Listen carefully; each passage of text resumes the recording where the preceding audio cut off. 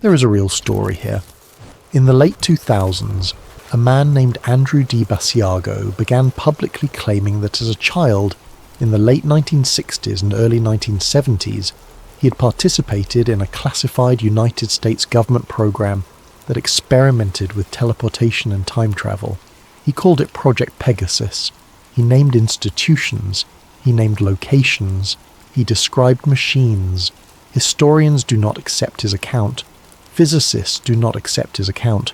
There is no verified evidence that any such program ever existed. But that is where the real story ends, and where tonight's story begins. What follows is fiction, a conspiracy thriller built on top of a rumour. None of it is verified. None of it should be taken as fact. It is a story to fall asleep to and nothing more. So turn the lights down. Let your eyes close whenever they want to, and come with me down a long concrete hallway in a building that officially does not exist in the winter of 1971. The boy is 9 years old and he is barefoot. That is the first thing anyone would notice about him, if anyone were looking. He stands in the middle of a corridor with a floor of polished grey concrete, and his feet are bare, and the cold of the floor is climbing up through his heels into his ankles, and he does not remember taking off his shoes. He does not remember arriving. He does not remember the room he was in before this one, or the day before this day, or the ride that brought him here, or the hands that must have guided him. He simply is here, the way a person simply is in a dream. The walls are smooth, not painted brick, not tile, not the cinder block of a school hallway. They are poured concrete, sanded down and sealed, and they curve very slightly, as if the corridor were carved through the inside of something enormous. There are no windows along their length. There are no doors that he can see. There is only the hallway, running forward into a white distance, lit from above by long fluorescent tubes that hum at a pitch just high enough to feel in the teeth.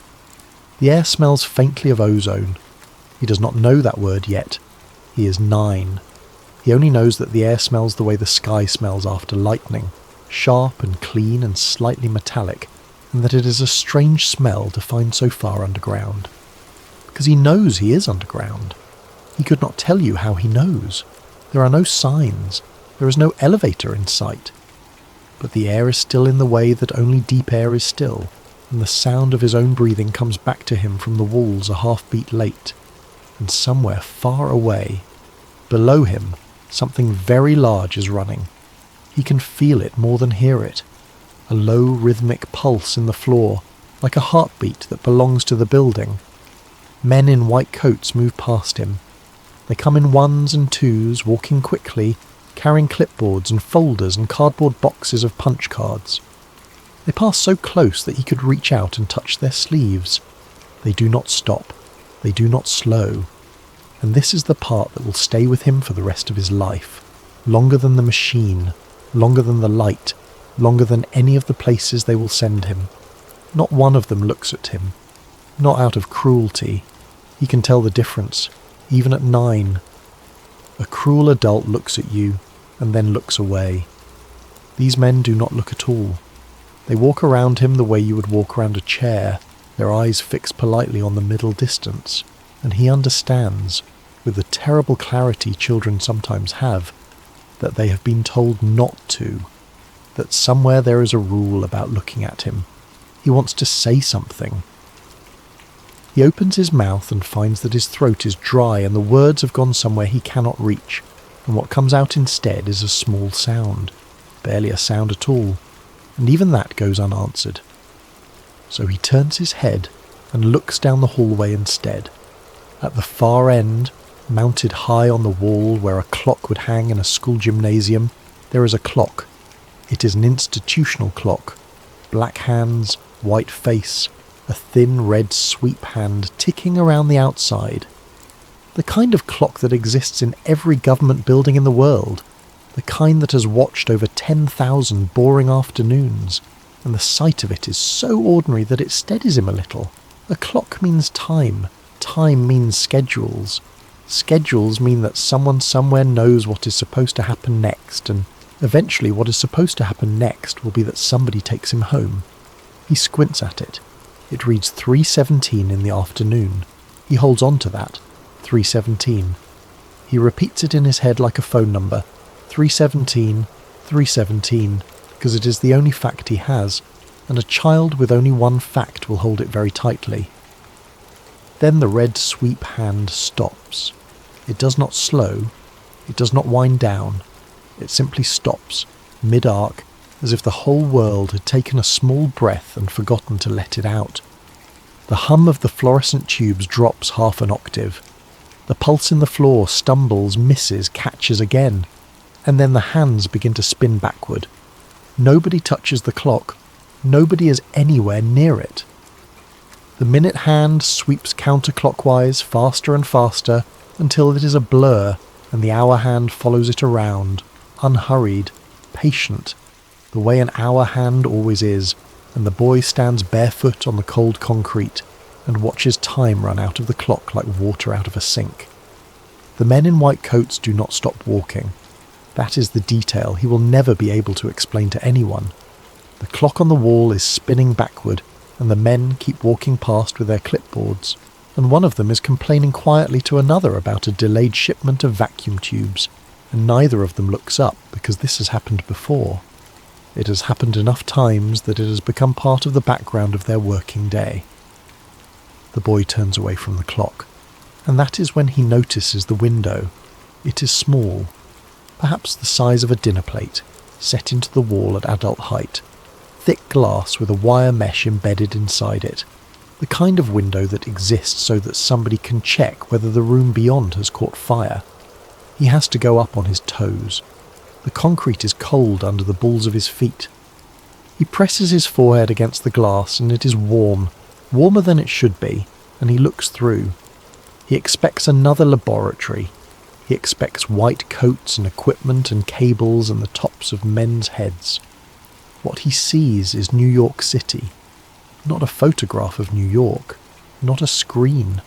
A window, opening onto morning air, 4 or 5 stories above a street, with pigeons wheeling past at eye level, and a haze of exhaust hanging blue over the intersections and the noise of traffic arriving faintly through the glass. He can see a delivery truck double parked. He can see a man in a hat crossing against the light.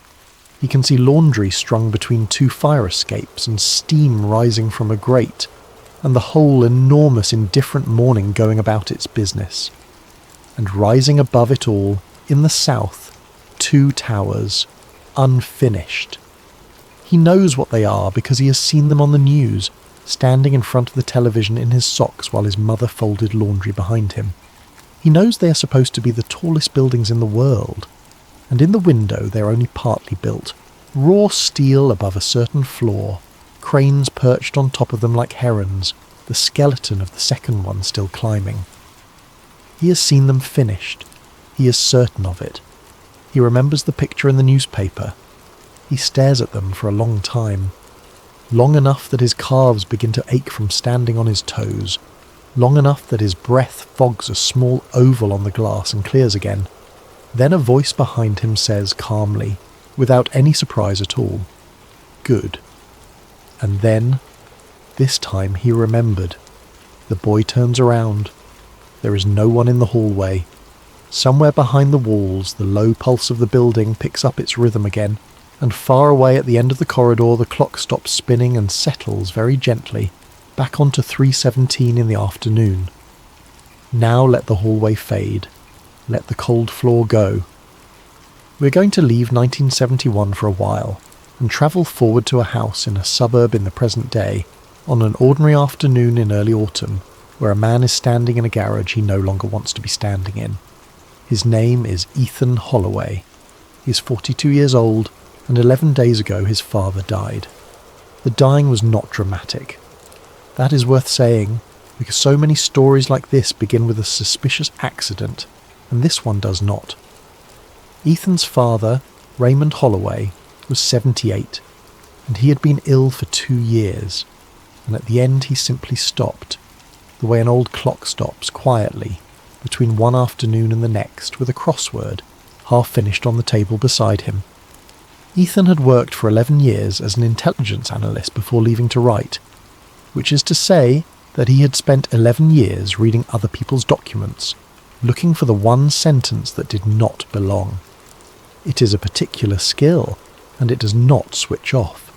It follows you into your father's garage and it makes you read the labels on the boxes.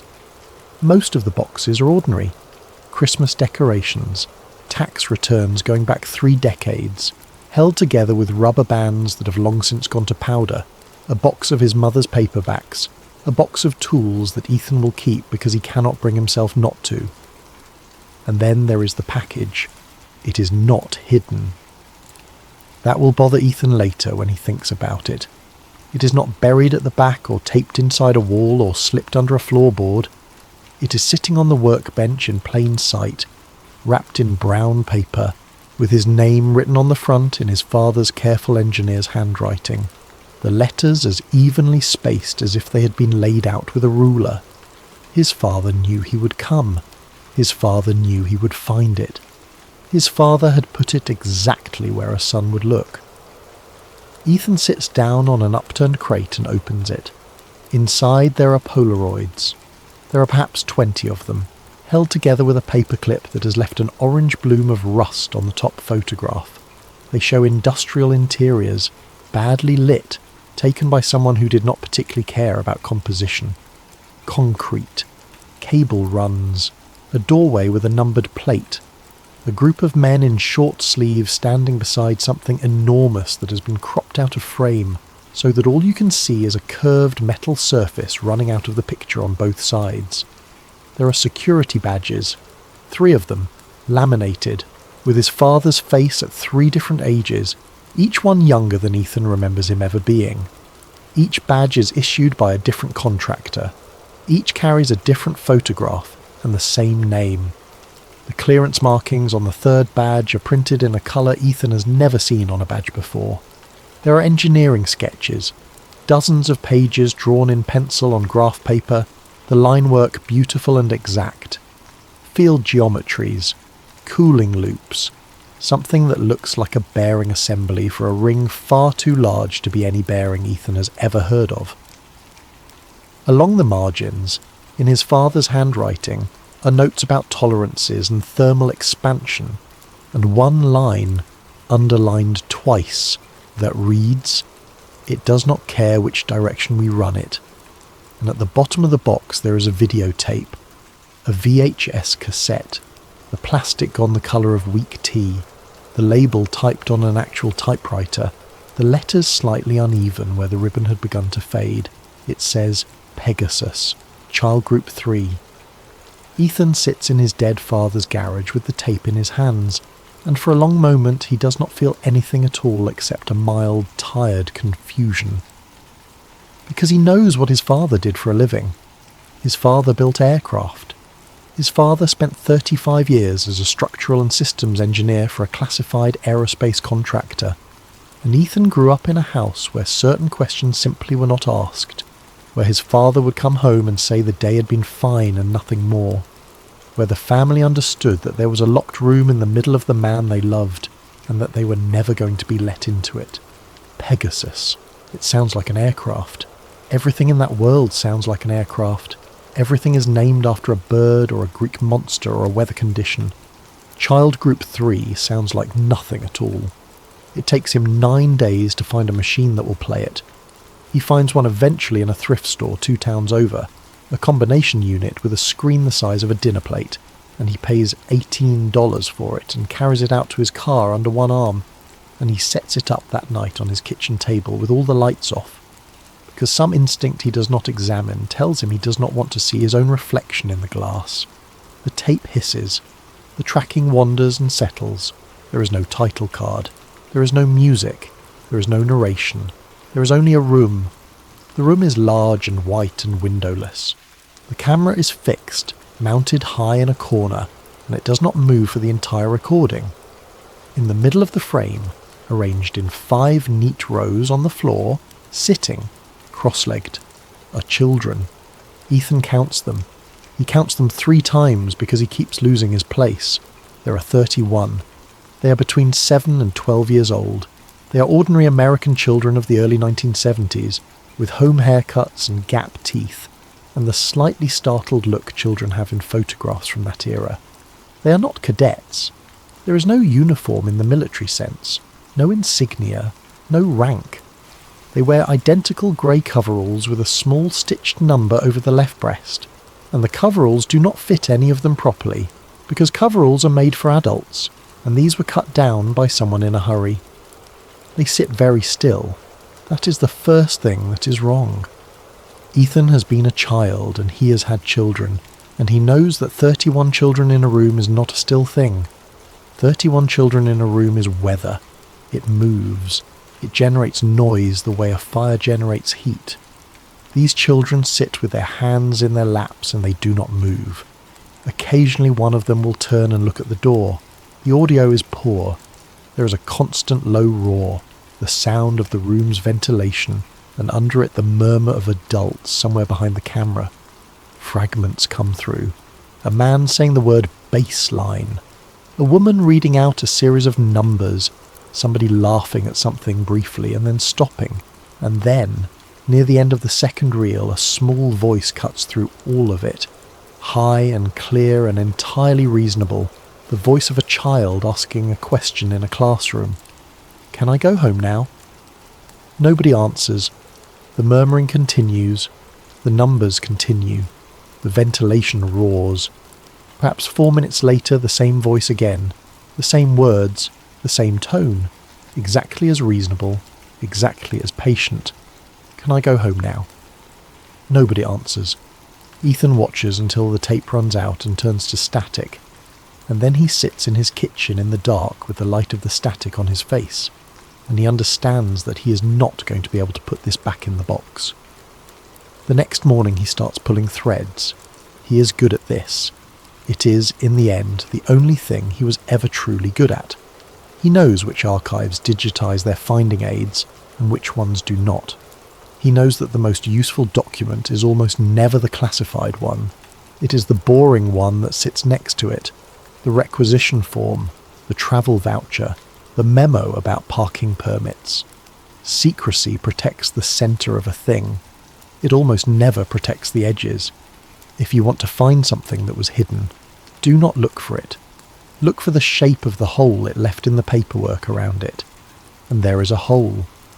Over the following weeks he assembles it, piece by piece, out of nothing but public material. A line item in a 1968 appropriations document, funded with no named program attached. A university physics department that received an unusual grant for 3 consecutive years and then abruptly stopped publishing. A general services contract for the installation of high-capacity electrical service to a facility whose address, when Ethan looks it up, is a stretch of desert with no facility on it. A memo about the transfer of 19 employees from one directorate to another, in which the receiving directorate does not appear on any organisational chart before or after that year. And on a form buried in a digitised records collection at a state university, an application for a bus charter, dated the spring of 1970, for transport of 34 minor passengers from 3 named school districts, to a location listed only as Government Educational Facility, site to be provided by sponsor.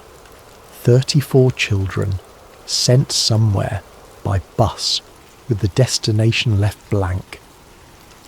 Ethan looks at that form for a long time. Then he goes back to the beginning and starts asking the question that will occupy him for the rest of the year. Why children? The answer, when he finally finds it, is worse than he expects. It comes from a source he does not expect either, a 60-page internal review that was declassified in the 1990s as part of an entirely unrelated batch, redacted so heavily that most pages are more black than white, and passed over by every researcher who ever requested the box because on the surface it appears to concern industrial safety. In a sense it does. The review concerns adverse outcomes among adult volunteers in an unnamed experimental program. Between 1966 and 1969, the adults did not do well. Of the first cohort, more than half experienced seizures within 72 hours. A third suffered retrograde memory loss severe enough that they could not reliably state their own address.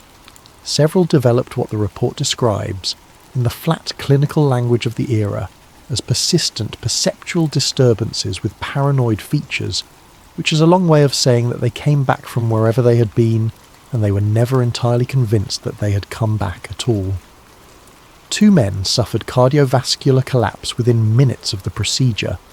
One of them did not survive it. The report includes a table. Ethan stares at the table for a long time. The table correlates adverse outcome severity against age, not against dosage, not against duration, not against equipment configuration or field strength, or any of the dozen variables an engineer would expect, against age. And the correlation is beautiful, in the way that a real finding is beautiful and a fabricated one never is. It is a smooth curve. The older the subject, the worse the outcome.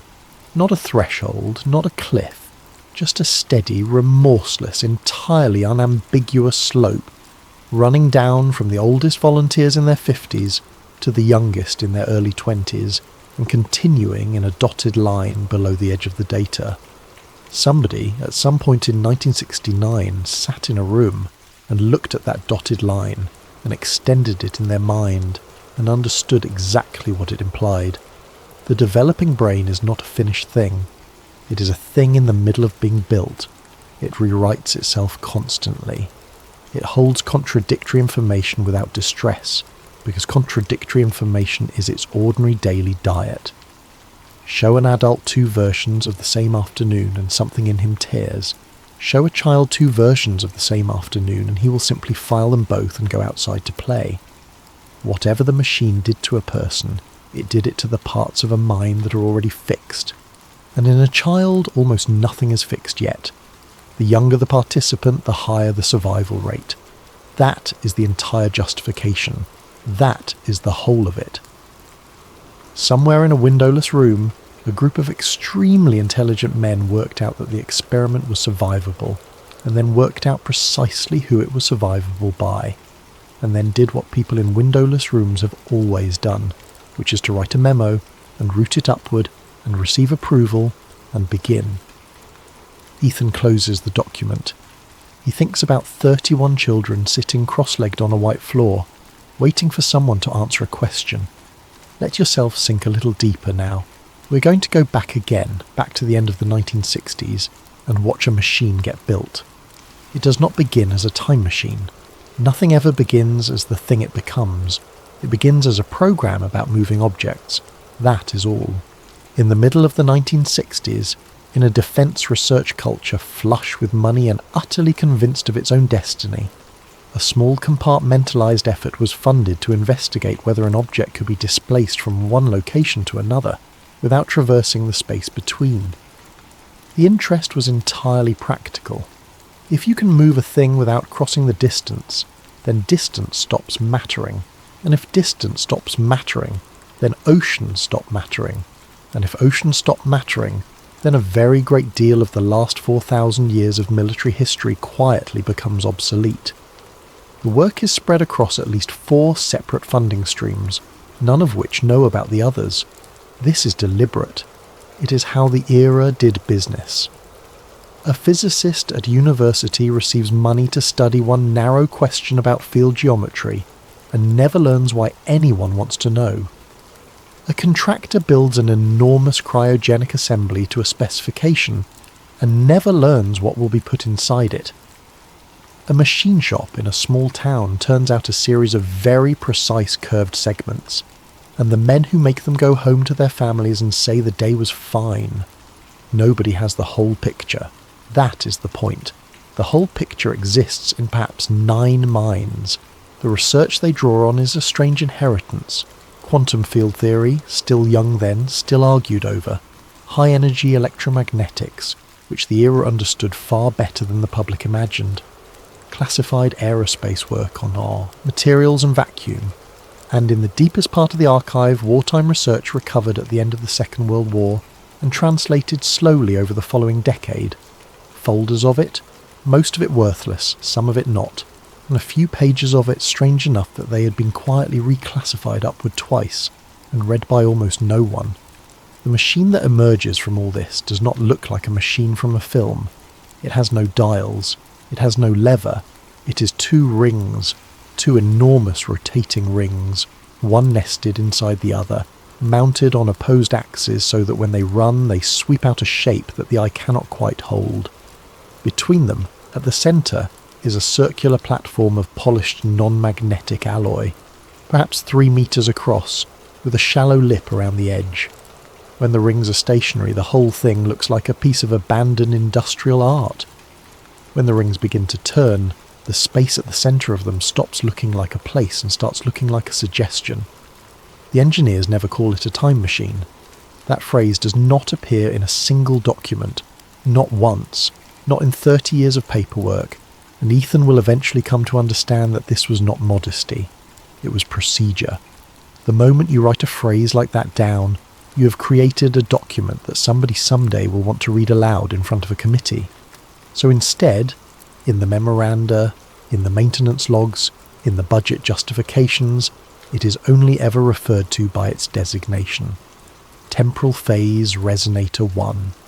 The first successful test is conducted in the winter, at night, because everything of consequence in that world happened at night. The test object is a steel sphere. It weighs a little under 2 kilograms. It is unremarkable in every possible way, chosen precisely because it is unremarkable, and it sits in the middle of the platform under the lights while 11 men watch from behind leaded glass. The rings spin up over the course of 40 minutes. The sound they make is not a whine. Everyone expects a whine. What they get is something lower, a slow beating pressure that arrives through the soles of the feet and settles in the chest. And one of the observers will later say that it felt less like standing near a machine, and more like standing near an animal that had been asleep for a very long time. At the moment of the test, the lights in the chamber do not flicker. Everyone expects them to flicker. They do not. Instead, for the duration of the event, they appear very slightly the wrong colour. The sphere disappears for 1.8 seconds. It does not fade. It does not shimmer. It is there, and then it is not there, and then it is there again, and the total duration of its absence is 1.8 seconds, measured by 3 independent instruments that agree with one another to 4 decimal places. For a moment nobody speaks. Somebody at the back of the room laughs. Once, the way people laugh when something enormous has happened and their body has not decided what to do about it yet. Then they go and retrieve the sphere. It is warm. That is the first anomaly, and it is the one they expected least.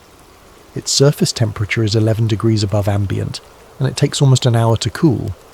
The second anomaly is a very faint discoloration around what they arbitrarily designate as its northern pole, a slight iridescence like oil on water that photographs badly and cannot be removed with solvent. The third anomaly takes 6 weeks to find, and it is the one that changes everything. The sphere is contaminated. Microscopically, faintly, but unmistakably.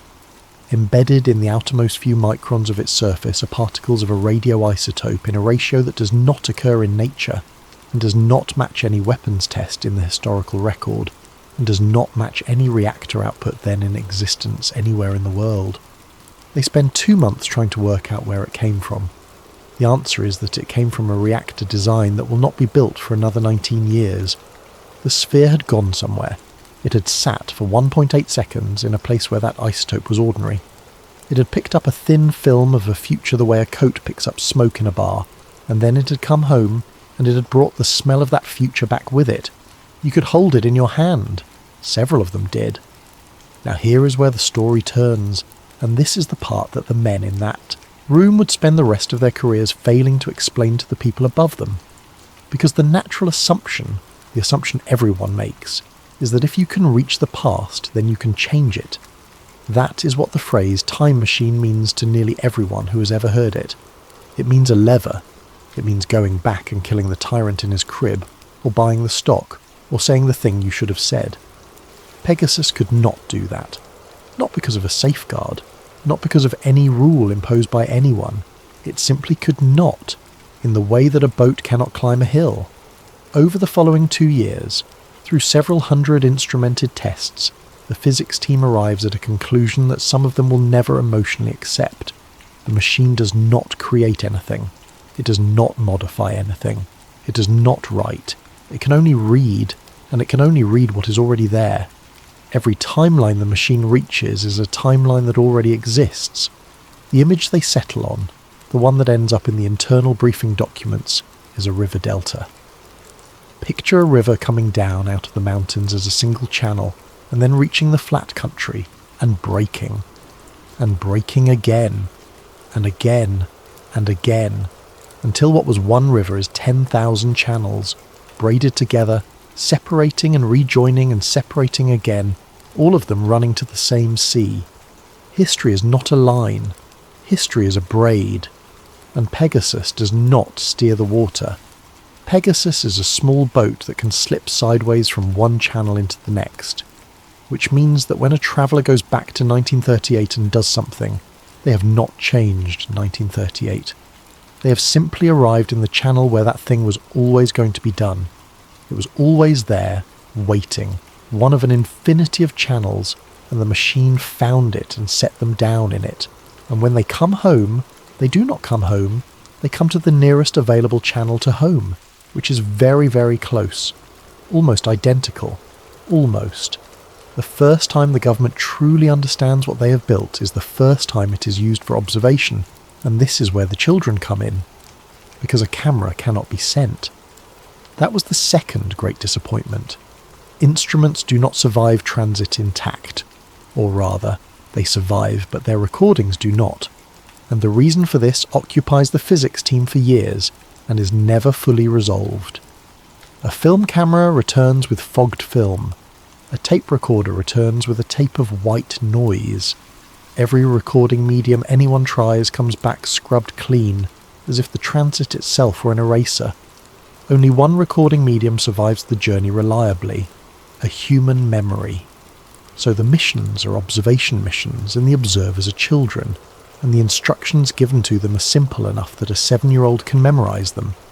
Go where you are put, look at everything, touch nothing, speak to no one, come back and tell us what you saw.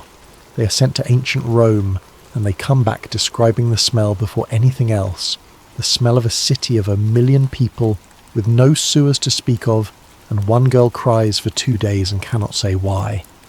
They are sent to a field in Pennsylvania in July of 1863, and they come back quiet.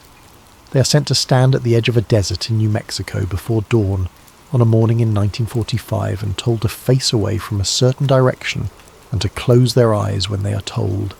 And one boy does not close them fast enough, and for the rest of his life he will see a particular shade of white on the inside of his eyelids when he is tired. They are sent to watch rockets go up. Those are the good missions. Those are the ones the children ask for.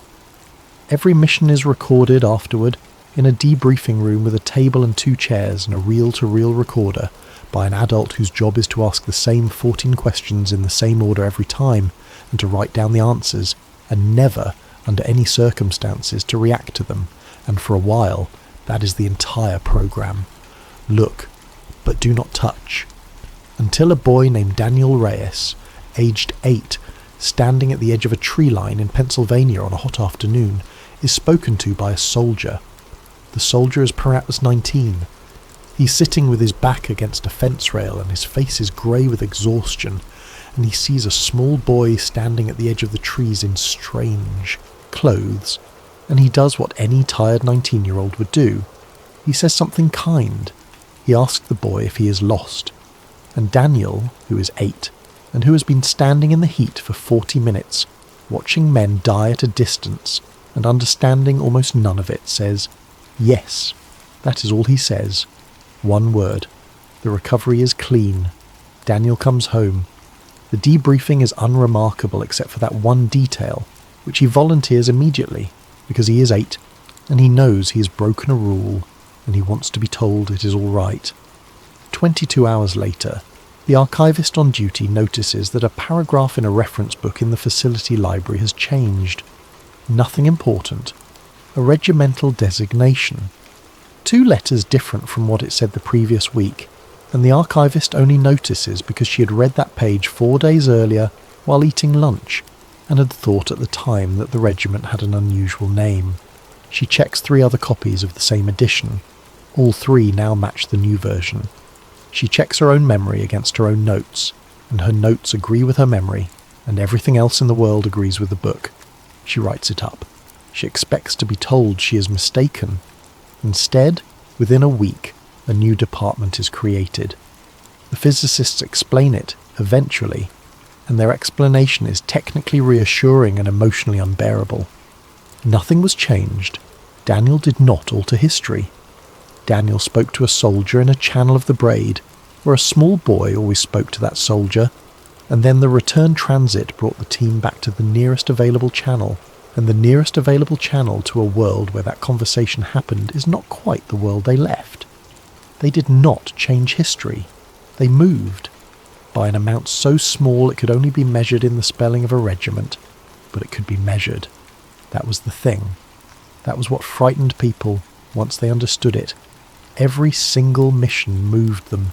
Every observation, no matter how careful, no matter how still the observer stood, no matter how completely they obeyed the instruction to touch nothing and say nothing, moved them sideways by some tiny amount, because the act of a person being somewhere is not nothing. Photons that would have continued now stop against a small back in a grey coverall. Air that would have been still is displaced by breathing. You cannot look at the world without touching it. That is not a rule of time travel. That is a rule of looking. And so the new department is formed, and it is given no operational function and no authority, and a very large filing system, and its entire responsibility is to maintain, continuously and obsessively, a record of what everyone remembers, so that after each jump it can be compared against what is now true. They keep encyclopedias in triplicate, sealed. They keep the daily newspaper. They keep transcripts of what staff members recall of their own childhoods, updated annually, because it turns out that the most sensitive instrument for detecting a shift in the Braid is a person's memory of their mother's kitchen. The staff of that department are known, throughout the programme, by one word: the archivists. They are not popular. Nobody likes the people whose job is to tell you that you are not quite in the world you were born in. Breathe out slowly. Let the story keep going without you holding on to it. If you drift now, that is exactly what is meant to happen. By 1972, the programme changes direction. It happens the way these things always happen, which is not by decision, but by drift. Somewhere above the physicists in a building far away, a man who has never seen the machine and never will is reading a summary of the summaries, and he notices something that nobody at the facility has thought to emphasise because they are too close to it. If the Braid runs in both directions, then the machine can look forward. The past is interesting. The past is confirmation. The past settles arguments among historians, and it makes for extraordinary reading. But the past cannot be used, and the entire apparatus that funds Pegasus exists for one purpose, which is to be used. The future can be used. So the mission profile is rewritten. The children are still sent backward, occasionally for calibration, because a known destination is the only way to verify that the machine is doing what it believes it is doing.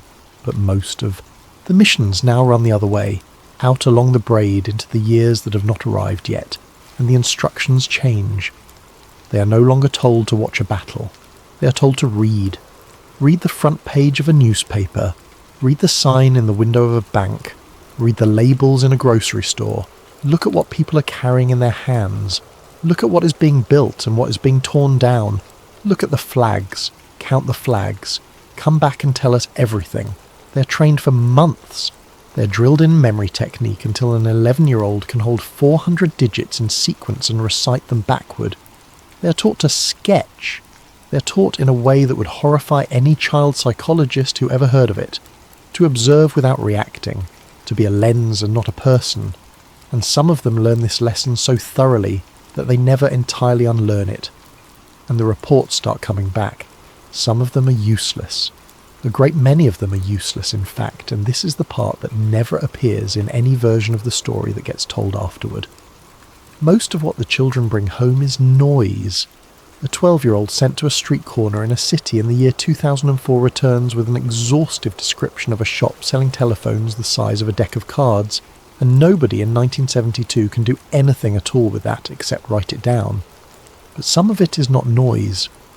A boy comes back from the late 1980s and describes, with the flat precision of someone reciting a spelling list, a wall in a European city coming down, and people standing on top of it in the dark hitting it with hammers. He does not know what the wall is. He is 9. He describes the hammers because he was told to describe what people were holding. A girl comes back from the middle, 1970s, having read 3 consecutive front pages, and the officials who receive her transcript hold a meeting about it that lasts 11 hours, and results in the transcript being removed from the general archive and placed in a safe to which 4 people have the combination. A boy returns from 2001 and cannot speak for a day and a half. They stop sending anyone to that year. And in a corridor on the 3rd sub-level they build the wall. It is not a dramatic thing to look at. It is corkboard. Sheet after sheet of it, running the length of a corridor 40 metres long, and pinned to it, in chronological order by target year, are the observations, index cards, typed transcripts, sketches drawn in coloured pencil by children, because that is what was available in the debriefing room, and because a 9-year-old's coloured pencil drawing of an aircraft she saw parked at an airfield in a year that has not happened is technically an intelligence product. They call it the prediction wall. You could walk down that corridor and read the next 80 years, in fragments, out of order, in a child's handwriting. And here is the thing about a wall like that. It does not stay a curiosity. It cannot. A curiosity is something you look at, and something that useful stops being looked at very quickly and starts being used. It begins in small ways. A recommendation is quietly strengthened. A funding decision goes one way rather than the other. A negotiating position is held longer than it should reasonably be held, because someone at the table has read a card on a wall and knows how the other side's decade is going to go. Nobody is ever told where the information comes from. That is the beauty of it, from the point of view of the people running it. The product is delivered upward with a provenance marking that means, roughly, extremely reliable human source, and everybody who reads it assumes there is a man somewhere in a foreign capital risking his life, and behaves accordingly, which is to say, they believe it. For a period of years, decisions are made in the United States government on the basis of information gathered by children who had not yet started high school. And then the drift begins. Now this is the part of the story that I want you to be almost asleep for, because it is the part that will follow you if you are not. The archivists notice it first, which is their job, but the children notice it too, and the children notice it in a way that no filing system can capture, because what the children notice is happening inside them. They come back from a mission, and something in their own life is different. Not big things, never big things in the beginning. A boy comes back and his bedroom at home has a blue lampshade, and he is certain, absolutely certain, that it was green, and his mother laughs at him and tells him it has always been blue, and there are photographs, and the photographs agree with her. A girl comes back and her grandmother's name has an extra letter in it. A boy comes back, and the theme tune to a television programme has a different second line, and he sings the version he remembers to the other children, and 2 of them recognise it, and 4 of them do not, and one of them starts crying and cannot explain why. The staff call it drift at first, informally, and then, when it becomes a category on a form, they call it what it will be called for the rest of the programme's life. Memory drift. And it would be nothing. It would be an oddity, a psychological curiosity, the mind of a child under stress-producing false certainties, which is what the first psychological consultant concludes and puts in writing in 1971. Except that sometimes the evidence follows the memory. That is the sentence in the file that stops Ethan cold when he finally finds it decades later. Sometimes the evidence follows the memory.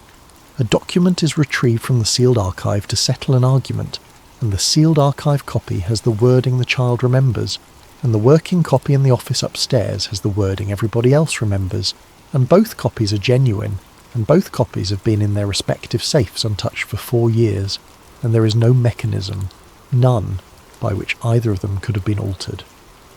A photograph in a frame on a colonel's desk shows him standing on the left of a man he is certain he stood on the right of.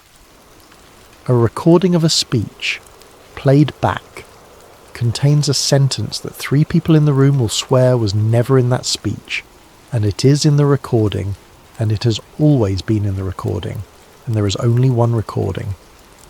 The physics team, when pressed, gives the only answer they have. They are not in the same channel of the braid that they started in. They never have been, not since the first mission. Every transit moves them a little. The moves are tiny, and they are cumulative, and there is no way back because there is no fixed point to come back to. The world they were born in is somewhere behind them in the delta, and they have been drifting sideways for years, one small correction at a time. Most people cannot detect it. Most people's memories are not precise enough. Memory is a story we retell ourselves, and a story bends easily. And a person who is shown evidence that contradicts their memory will, in almost every case, quietly rewrite the memory and never notice they have done it. That is not a flaw. That is a mercy. That is the only reason the drift is survivable at all. But the children were trained not to do that. The children were trained specifically and expensively to hold a memory exactly as it was recorded and to resist all pressure to revise it, because that was the entire point of using children as recording instruments. They were built into perfect witnesses, which meant they were the only people in the world who could feel the ground moving. You've heard the modern name for this, of course.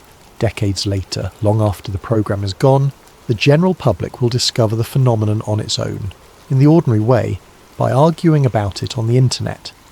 A children's book series with a different letter in its title. A film that half the world remembers and that does not exist. A famous line from a famous film that nobody ever actually said. A man who died in prison in the 1980s, remembered vividly by millions of people, who in fact walked free and became a president. They will call it the Mandela effect. They will explain it correctly and reasonably as a quirk of collective memory, of suggestion, of the way human recall reconstructs rather than replays. And that explanation is almost certainly true. According to the conspiracy, it is also the cover story that the program's own psychological staff drafted in 1974 and released into the world through academic channels, precisely because they knew what was coming. They knew the drift was cumulative. They knew that eventually the population at large would start to notice, and they knew that the safest thing you can possibly do with a true anomaly is to make sure that when people discover it, they already have a comfortable explanation waiting for them. Not a lie. Something better than a lie. A truth that is not quite the whole one. And then there is Lucas. Lucas Mercer is 10 years old when he enters the program, and he is not the strongest of them, and he is not the bravest, and his memory tests are good but not the best in his group. He is a quiet, watchful, slightly undersized boy from a town in the Midwest whose father works for the railway, and his file is unremarkable in every respect except for one line, added by a psychologist in his 3rd month, which reads, "Subject appears to experience no distress on encountering contradictory recall." The others drift and it hurts them. The blue lampshade hurts. The extra letter in the grandmother's name hurts, in the particular way that only a small wrongness can hurt. The way a picture hung crooked in your own house will scratch at you all evening. Lucas simply keeps both. He remembers the green lampshade and the blue one. He remembers his grandmother's name spelled 2 ways, and later 3, and later 6. He remembers the television theme tune in every version it has ever had. He does not experience these as contradictions. He experiences them the way you experience knowing several people with the same first name. By the time he is 12, Lucas Mercer is carrying somewhere between 40 and 60 complete versions of his own childhood in his head, and he can tell you, without hesitation, which details belong to which. He becomes the most valuable instrument in the program, because every other child is a camera that gets wiped between exposures. Lucas is the only one who can tell you what the picture looked like last time. They begin using him as the reference. After every mission by any child, Lucas is brought in and asked a series of questions about the world, ordinary questions, the capital of a state, the colour of a flag, the name of a bridge, and the differences between his answers and the current record become the measurement of how far they have moved. He is, in the most literal sense available, the only compass they have. And a compass, if you think about it for a moment, is a slightly frightening thing to be. Because a compass does not get to go anywhere. A compass exists to tell other people where they are. There is one mission on the prediction wall that people stop walking past. It is card number 211. The target year is 2047. The location is Washington, in the District of Columbia, a specific intersection 11 blocks from the capital, chosen because it is a place where a great deal can be seen from a single standing position without moving. The observer is a girl called Ruth. She's 11. She's one of the best they have, methodical and unshakable, the kind of child who alphabetizes things for pleasure. The transit is clean. She's there for 19 minutes. And when she comes back, she does not say anything for a long time, and the debriefing officer, who has done this 200 times and knows better than to rush, sits with her in silence and waits. Here is what she eventually describes. The city is intact. That is the first thing she wants him to understand, and she says it several times in several different ways, because she can tell it is the thing he's going to get wrong. Nothing is broken. Nothing is burned. There is no rubble. The buildings are standing and the windows are unbroken, and the street is not cracked. The trees along the avenue are in leaf, and they have been pruned, and they have been pruned recently within the last year or two by somebody who knew how to prune a tree. The cars are parked neatly, not abandoned, parked, aligned with the curb, evenly spaced, wheels turned in the way that cars are parked by people who expect to come back for them. Traffic lights are working. She watches one full cycle, green, yellow, red, and back again, for a street with nothing on it. And there is almost nobody. Not nobody. That is the detail that keeps the officer awake for a week afterward. In 19 minutes she counts 4 people. 2 of them cross the far end of the street together quickly and go inside a building. One is a man in some kind of uniform standing in a doorway not doing anything in particular, who looks at her for perhaps 2 seconds and then looks away. And one is a woman at a 3rd floor window who does not open the window and who watches Ruth for the entire remaining 11 minutes of her stay. The woman at the window makes a gesture. Ruth cannot interpret it. She demonstrates it for the officer, and he writes down. Subject raised one hand flat, palm outward, held it, then pointed upward. Repeated 3 times. Ruth is asked what the weather was like. She says, "It was a nice day." She's asked whether the air smelled of anything. She says, "No, it smelled like nothing at all. It smelled cleaner than here." She's asked finally whether she has any conclusion, any impression, anything else at all she wants to say.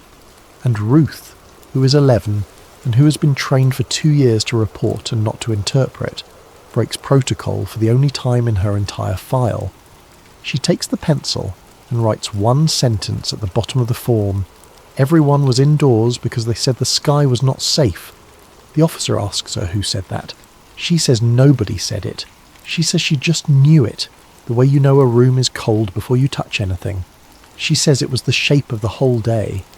That card stays on the wall for 11 years, and every person who works in that corridor stops in front of it at least once, and nobody ever manages to explain it, and no follow-up mission to that year is ever authorised, and by the middle of the 1980s the card has been read so many times that the corners have gone soft as cloth. And then there is the other thing, the bigger thing, the thing that the wall does not have a card for because the wall stops. The wall stops at a date. It is not a round number. It is not a century mark or a decade boundary or anything with the shape of significance to it. It is an ordinary date, in an ordinary month, in a year that is close enough now to be uncomfortable and far enough then to be abstract. And beyond that date the machine will not go. It is not that the missions fail. A failed mission is a known thing, and it has a signature, and there are procedures for it. A failed mission is a child who arrives somewhere slightly wrong and comes home with a headache. Beyond that date, there are no missions.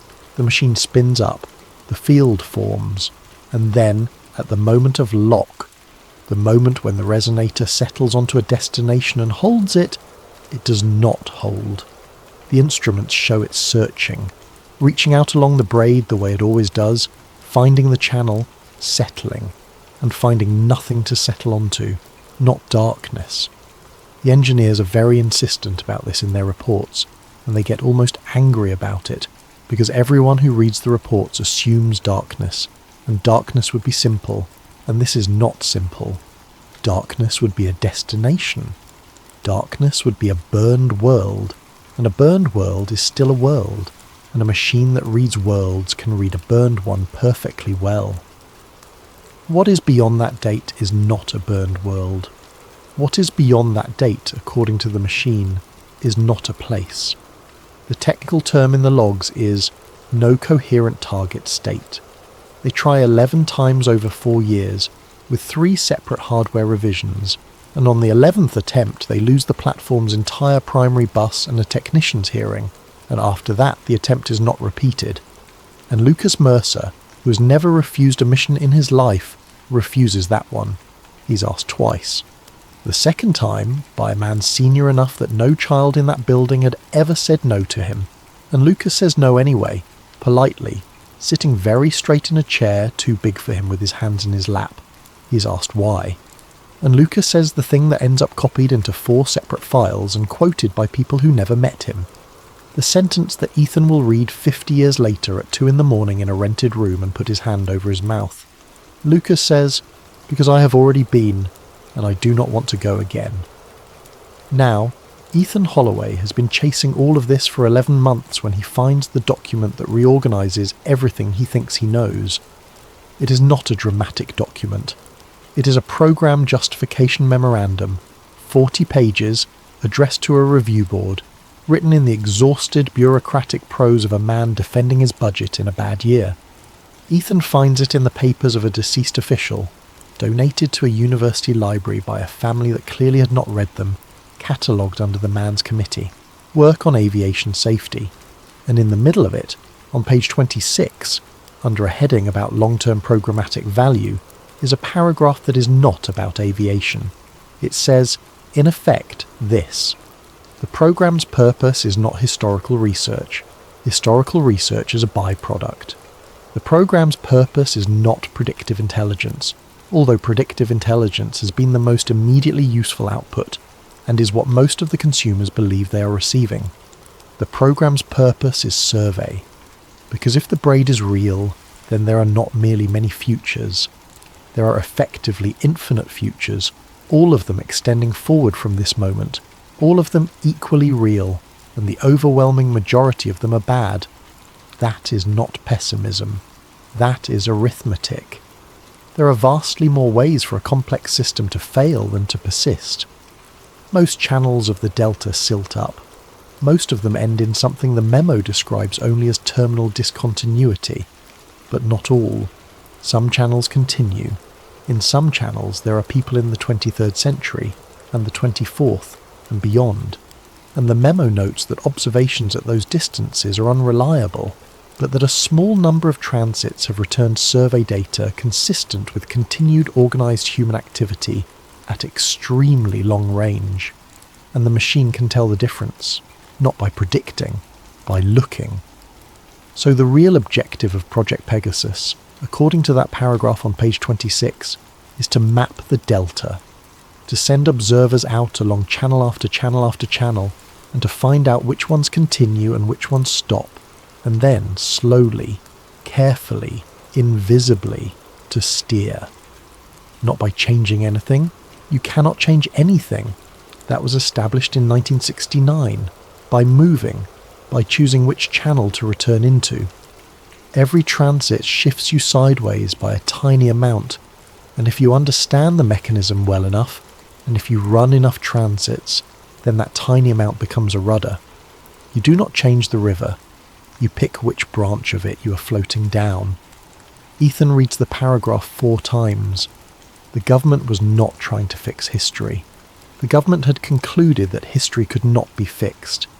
It had concluded something much stranger and much colder, which is that history could be negotiated, one imperceptible increment at a time, and that the entire apparatus of the programme, the children, the wall, the archivists, the drifting lampshades and the extra letters in grandmother's names was the cost of steering. Everyone alive was being quietly moved. Nobody was ever going to notice because noticing requires a fixed reference, and the only fixed references in the building were 31 children who had been trained not to forget. And then there are the visitors. They appear in the mission reports beginning in 1972, and they appear only on the forward missions and only beyond a certain range, and the reports about them are so consistent and so strange that a separate file is opened. The children describe people who do not fit, not aliens, nothing like that, people, ordinary people, adult, human, unremarkable to look at, except that their clothing does not correspond to the period around them, and their manner does not correspond to anything. They stand in the wrong places.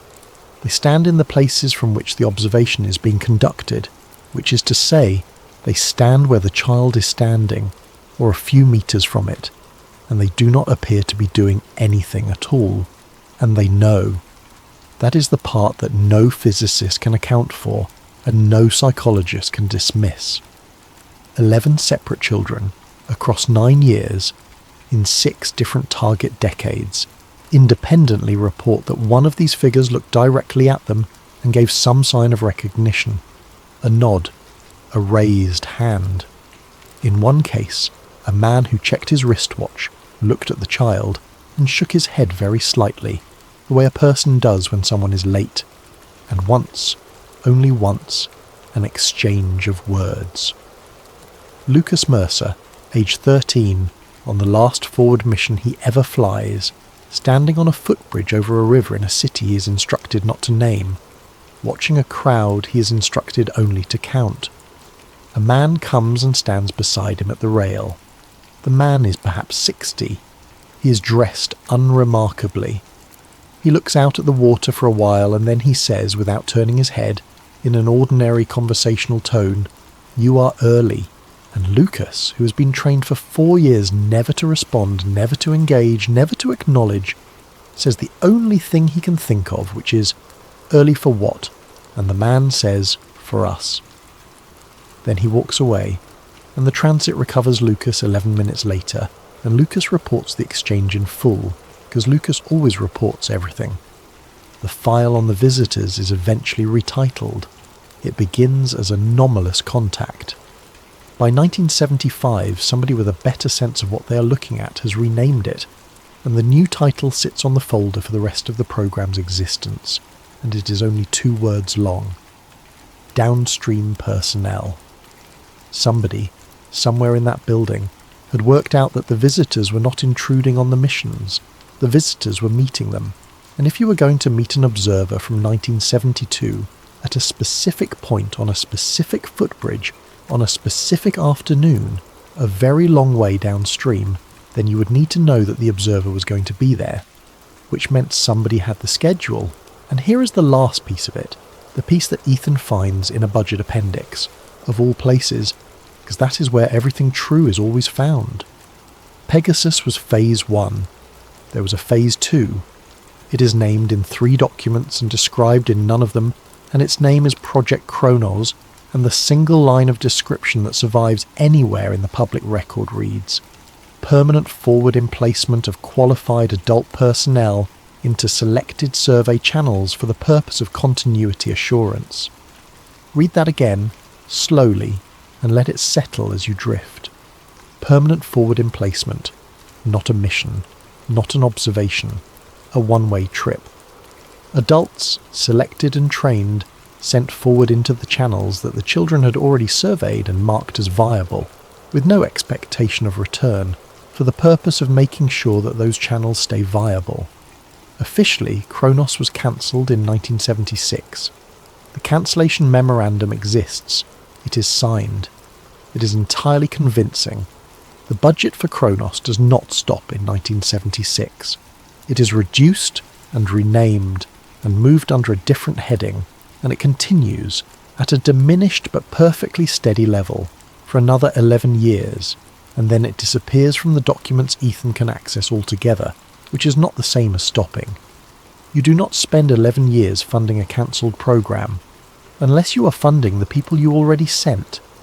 Officially, Project Pegasus ends in the early 1970s. There is a final report. There is a decommissioning schedule. There is a memorandum thanking the staff for their service and reminding them of their continuing obligations under the terms of their agreements.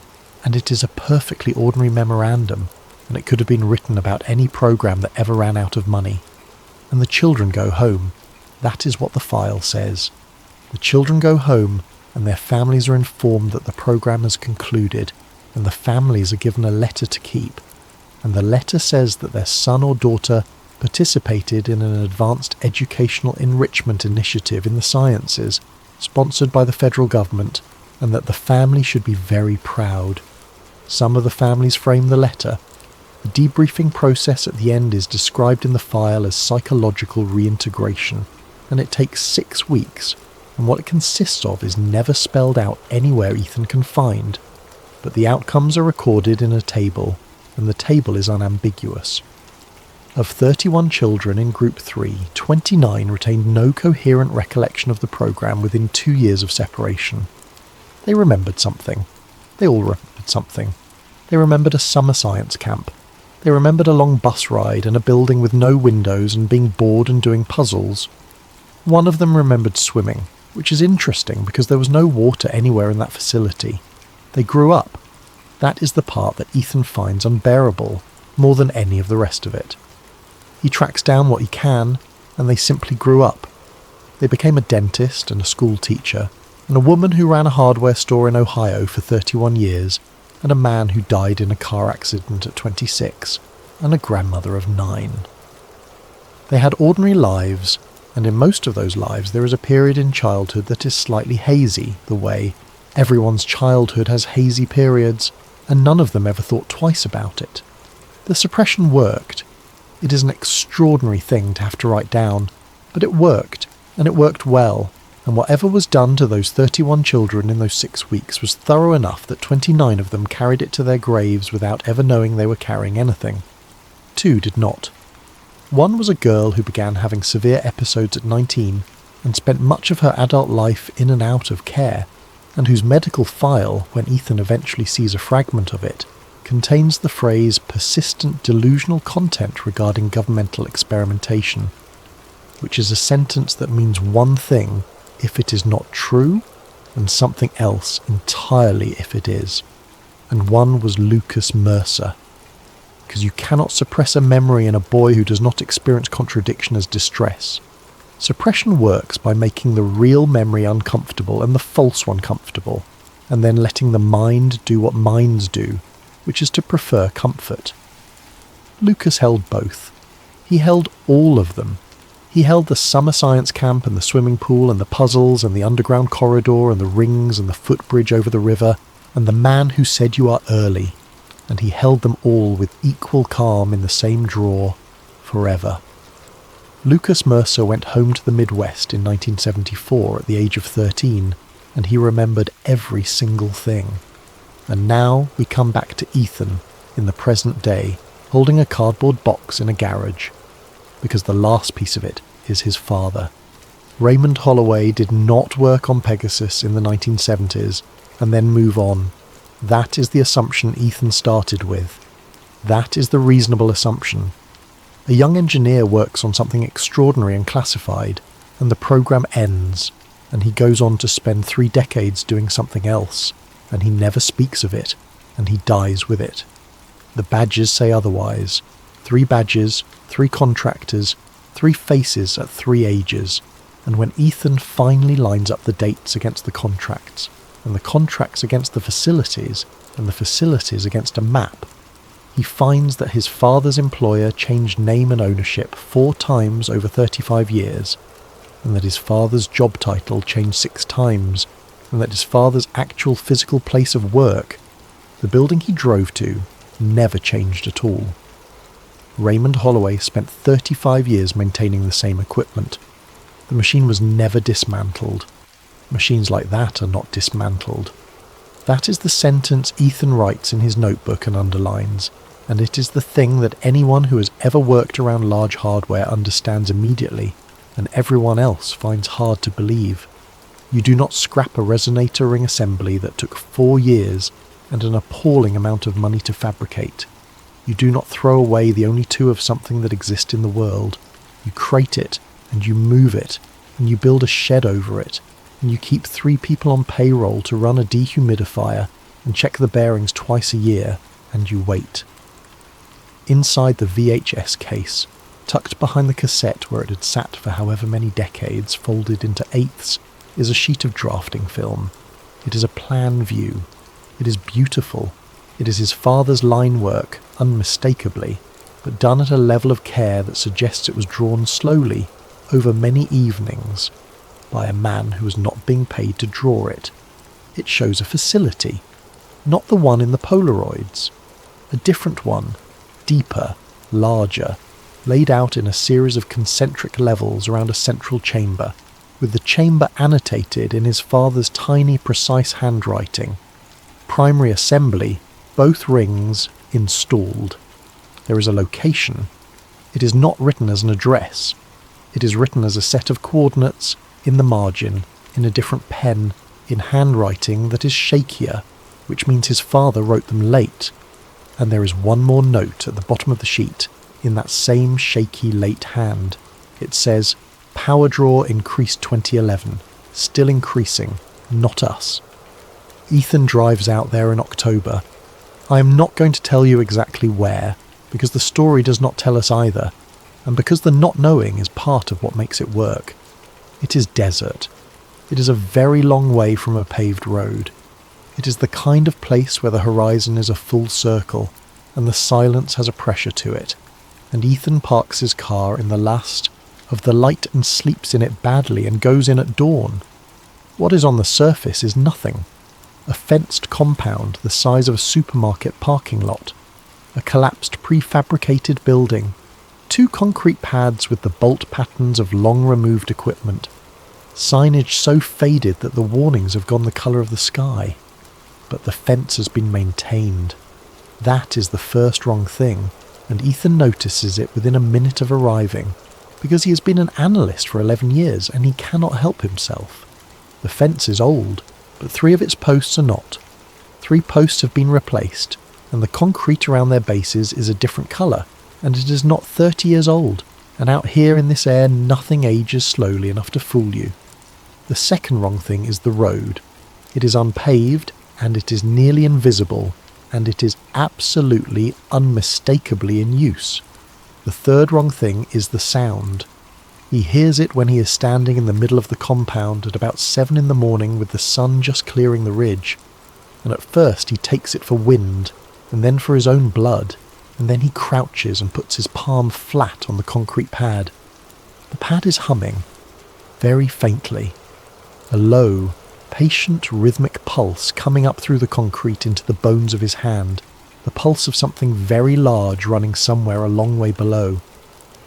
It takes him most of the day to find the way in, and I will not describe it, because that part of the story is the part that Ethan himself was always careful about. It is enough to say that the entrance is where his father's drawing said it would be, and that it is not locked, which frightens him more than a lock would have. The stairs go down for a long time, and at the bottom of them, behind a door standing open, is the control room, and in the control room the lights are on.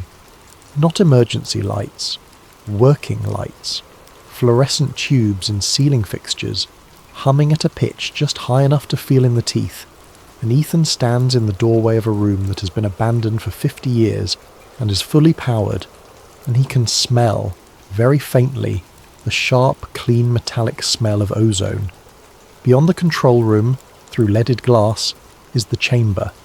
2 rings, one inside the other, Enormous, dull, motionless, mounted on opposed axes, with a circular platform of polished alloy at the centre of them, and a shallow lip around its edge, and a fine layer of dust on everything except the platform, which is clean.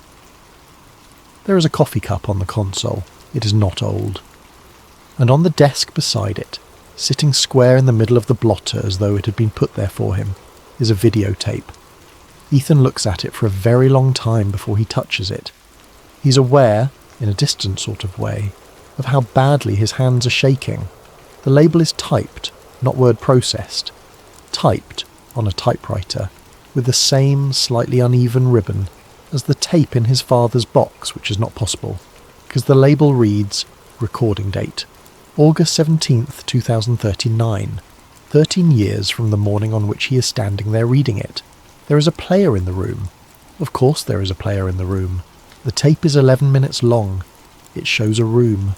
This exact control room, in better condition, better lit, with equipment on the consoles that Ethan has never seen. 4 people. 3 of them are working. One is sitting at the desk, half turned toward the camera, an older woman with her sleeves rolled up, and she's talking to the others, and the audio is perfectly clear. They are discussing a problem with the third-bearing race. They are discussing the schedule. And then one of them, a younger man, asks a question about a name, and the woman at the desk answers, and the name she says is Holloway. They are talking about Ethan, not his father. Ethan. They use his first name. They discuss what he has published and how far he has got, and one of them asks a question about timing, and the woman says a date, and it is a date 11 weeks from the morning Ethan is standing there, and everyone in the room nods as if this is entirely settled and slightly overdue.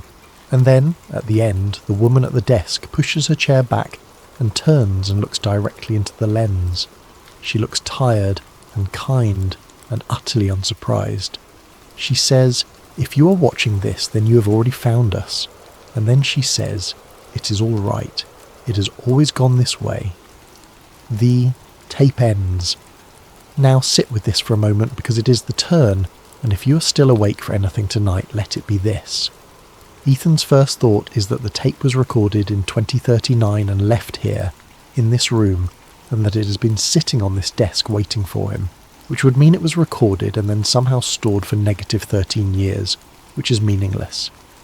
His second thought is the correct one. The tape was not stored. The tape was sent, not forward, backward. That is what the machine has always done best, and the thing nobody outside the program ever grasped, because everybody was so busy imagining people travelling that they never stopped to think about the far simpler and far more useful thing, which is that if you can move a steel sphere, you can move a document. Information does not need to survive the trip intact. That was the great limitation, the fogged film, the blank tape, the reason children had to be used at all. But that limitation applied to recordings made downstream and carried home. It does not apply to a package sent deliberately, prepared by people who spent decades learning exactly how to prepare it. And once Ethan sees that, he sees all of it, and it arrives the way the answer to a puzzle arrives, all at once, with a click. Where did the wartime research come from? The strange folders that made no sense, the few pages that had been reclassified upward twice, and read by almost no one. Where did the field geometry come from? The specific and non-obvious configuration that 11 of the best physicists of their generation could not derive from first principles and simply, at some point, had. Why did the funding never fail? Not once. Through 4 administrations, 2 recessions, a change in the entire structure of the intelligence community, and 1 investigation that came within a corridor's length of finding it. Why did the right man happen to sit on the right committee, every single time, for 35 years? Why was a structural engineer from a small town in Ohio with an unremarkable degree and no particular distinction recruited in 1968 for the most sensitive program in the country? And why did that engineer's son grow up to become an intelligence analyst, and then leave to become a writer, which is to say, become precisely the one thing in the world capable of finding all of this and putting it in front of people? Project Pegasus did not build itself out of the 1960s. Project Pegasus was assembled backward, out of its own future. Every breakthrough delivered at the moment it was needed, every funding decision nudged, every engineer selected, every child chosen, all of it arriving from downstream, from the people who already existed because the program had already succeeded, sending back exactly what was required to make sure that it did. The government spent decades believing that it had built a machine and was operating it. In truth, the machine had been operating the government, not maliciously. That is the strangest part and the part that stays with you. There is no villain anywhere in this. There is only a loop, closed and seamless, and entirely without a beginning, in which a future that wanted to exist reached back and quietly arranged the conditions for its own existence.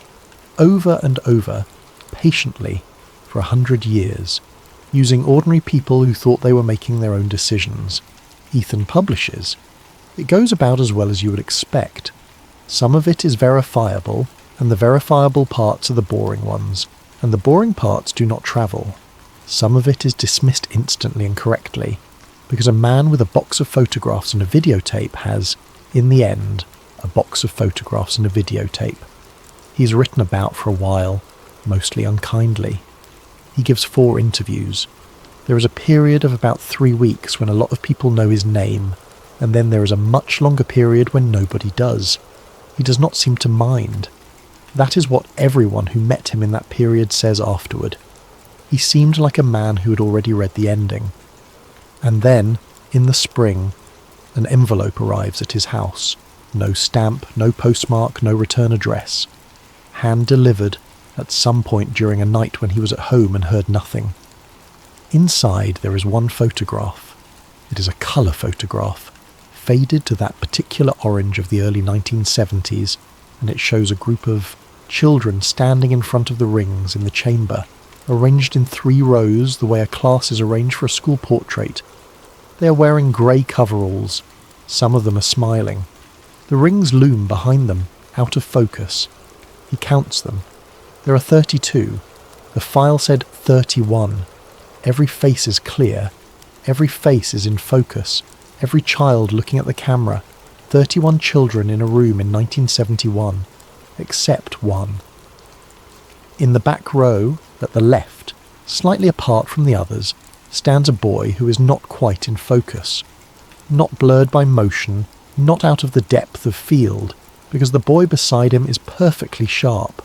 Just soft. Just slightly. Wrongly indistinct, in the way that a face is indistinct when your eye slides off it. Ethan turns the photograph over. On the back, in handwriting he does not recognise, in pencil, someone has written 3 words. You were there. And underneath, in the same hand, the date the photograph was taken. 1971. Ethan Holloway was born in 1984. Here is the final turn, and then I will let you sleep. The programme's own documents state, over and over, in 100 places, that children were used because children survived the process. The physiology was the reason. The developing brain was the reason. The smooth, beautiful curve on the table was the reason, and it was true, and every word of it was true, and it was not the reason. Because if you were assembling a program backward out of its own future, you would not select children by testing them. You would already know which ones to select. You would know because you already had the mission logs. You would know because those children had already gone downstream in the completed loop, and their names were already written in files that had not been typed yet, and every one of those 31 children was chosen not for what they might be able to do, but because the record showed that they had already done it. The recruitment criteria were never psychological. They were archival. The program did not choose them because they were suitable. It chose them because they were listed. They were selected on the basis of memories they had not yet lived. And that is the whole of it. That is Project Pegasus.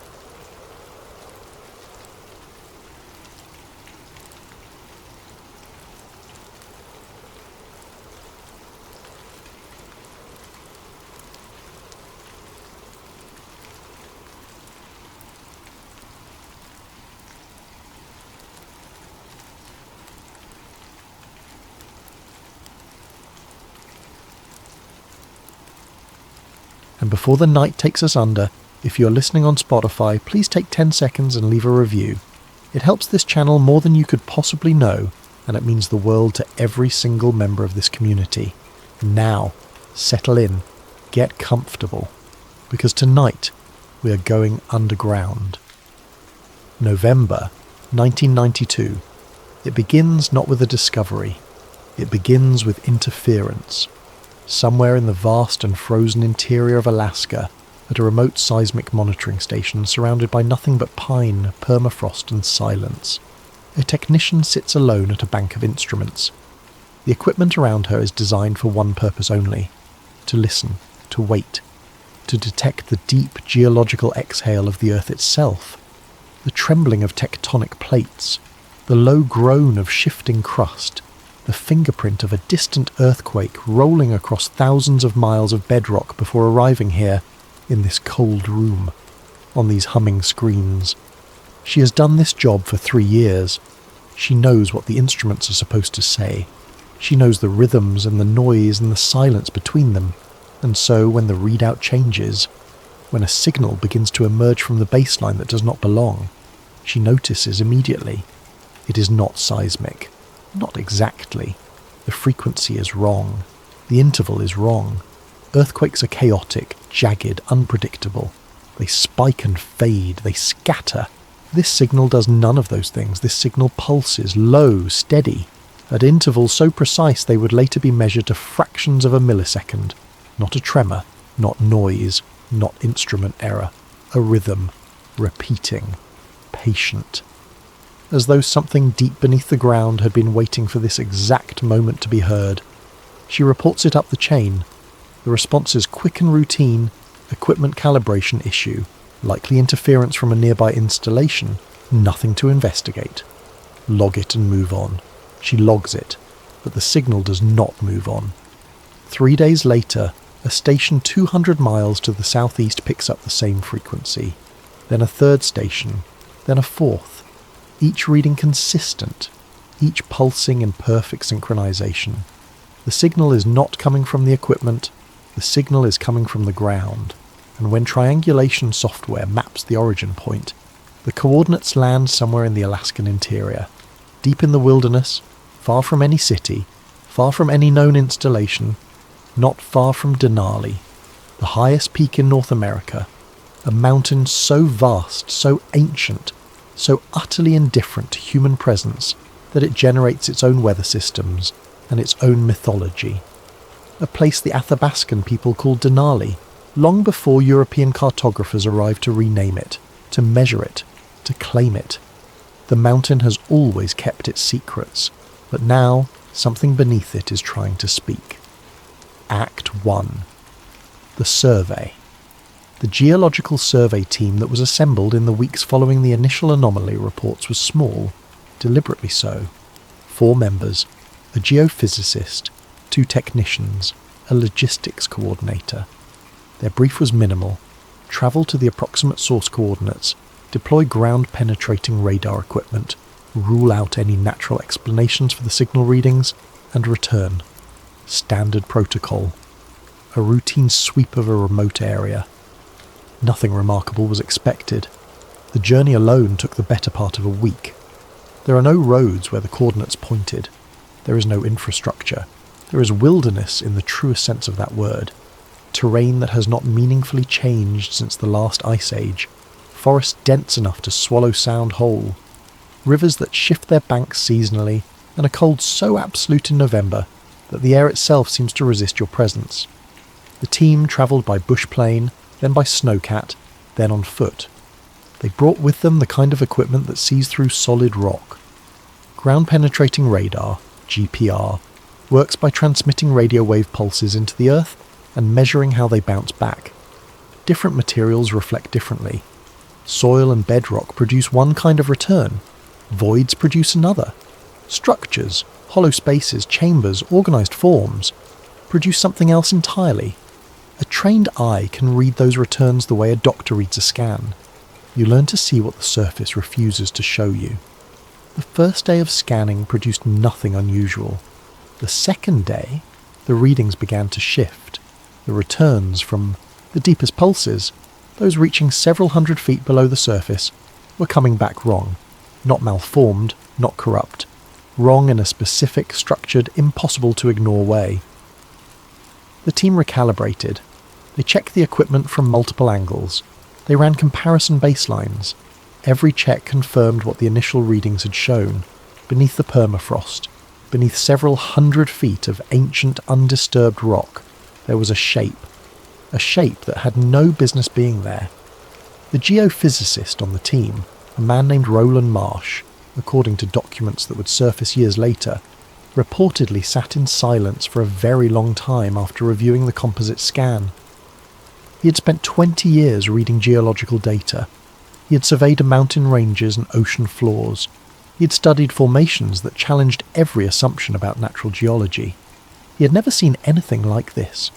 The shape was symmetrical, four-sided, each face inclined at a consistent angle toward a single, converging point at the top.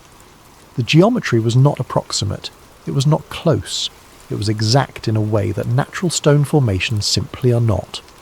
Nature produces beauty, yes. Nature produces breathtaking complexity. But nature does not produce perfect angles, at perfect ratios, at perfect scale, buried perfectly beneath hundreds of feet of undisturbed earth. The shape was a pyramid, and according to the initial field measurements, it was significantly larger than the Great Pyramid of Giza. AC2, the shape, beneath the world. Let's be very precise about what the measurements suggested, because precision matters here. The Great Pyramid of Giza stands approximately 480 feet tall at its original height. Its base spans approximately 756 feet on each side. It is, by every reasonable measure, one of the largest structures ever constructed by human hands. A monument so vast it generates its own atmospheric microclimate. A structure so precisely aligned that its corners point within a fraction of a degree to true north.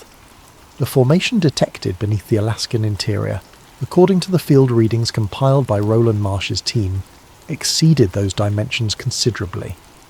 The base measurements were difficult to determine precisely given the depth and the equipment available, but conservative estimates placed the span at well over 1,000 feet.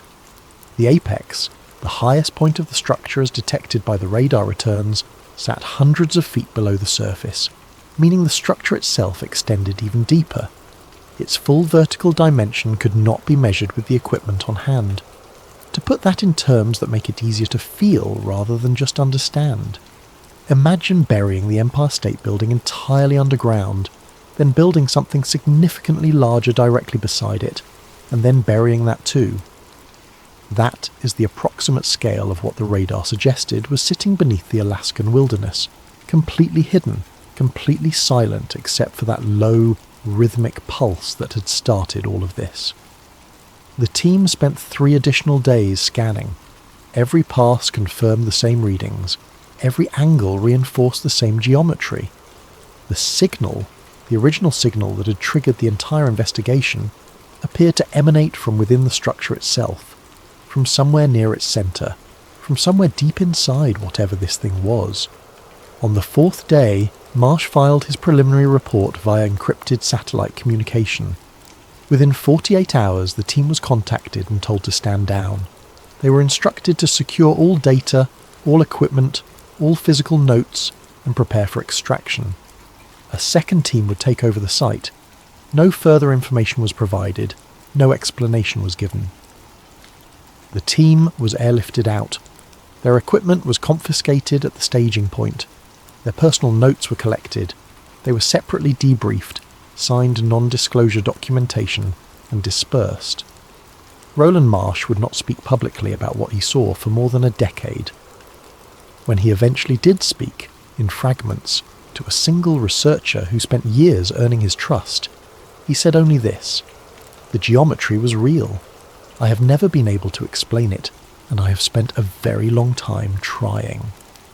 Act 3. Classification.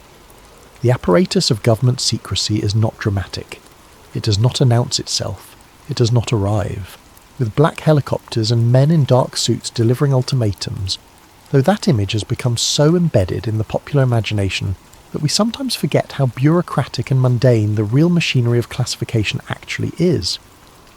Most secrets are kept not through intimidation but through paperwork, through the quiet reassignment of jurisdiction, through the reclassification of file categories, through the slow, methodical layering of one administrative wall upon another until the original thing, the original event, the original finding, becomes inaccessible, not because it was destroyed, but because it was buried beneath 1,000 layers of bureaucratic fog.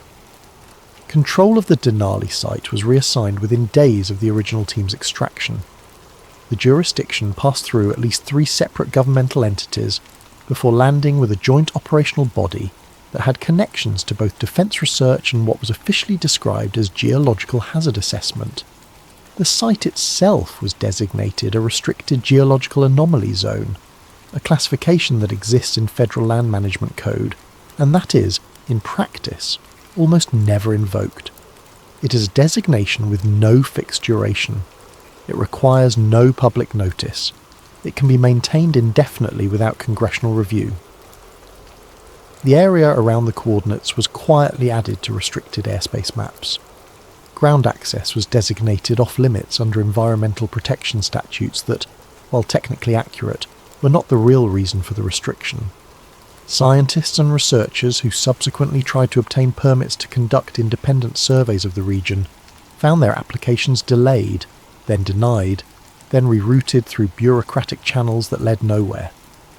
One internal document, a single page, partially redacted, that would surface decades later through a Freedom of Information filing that itself took 9 years to process, described the formation in terms that have never been officially acknowledged or retracted.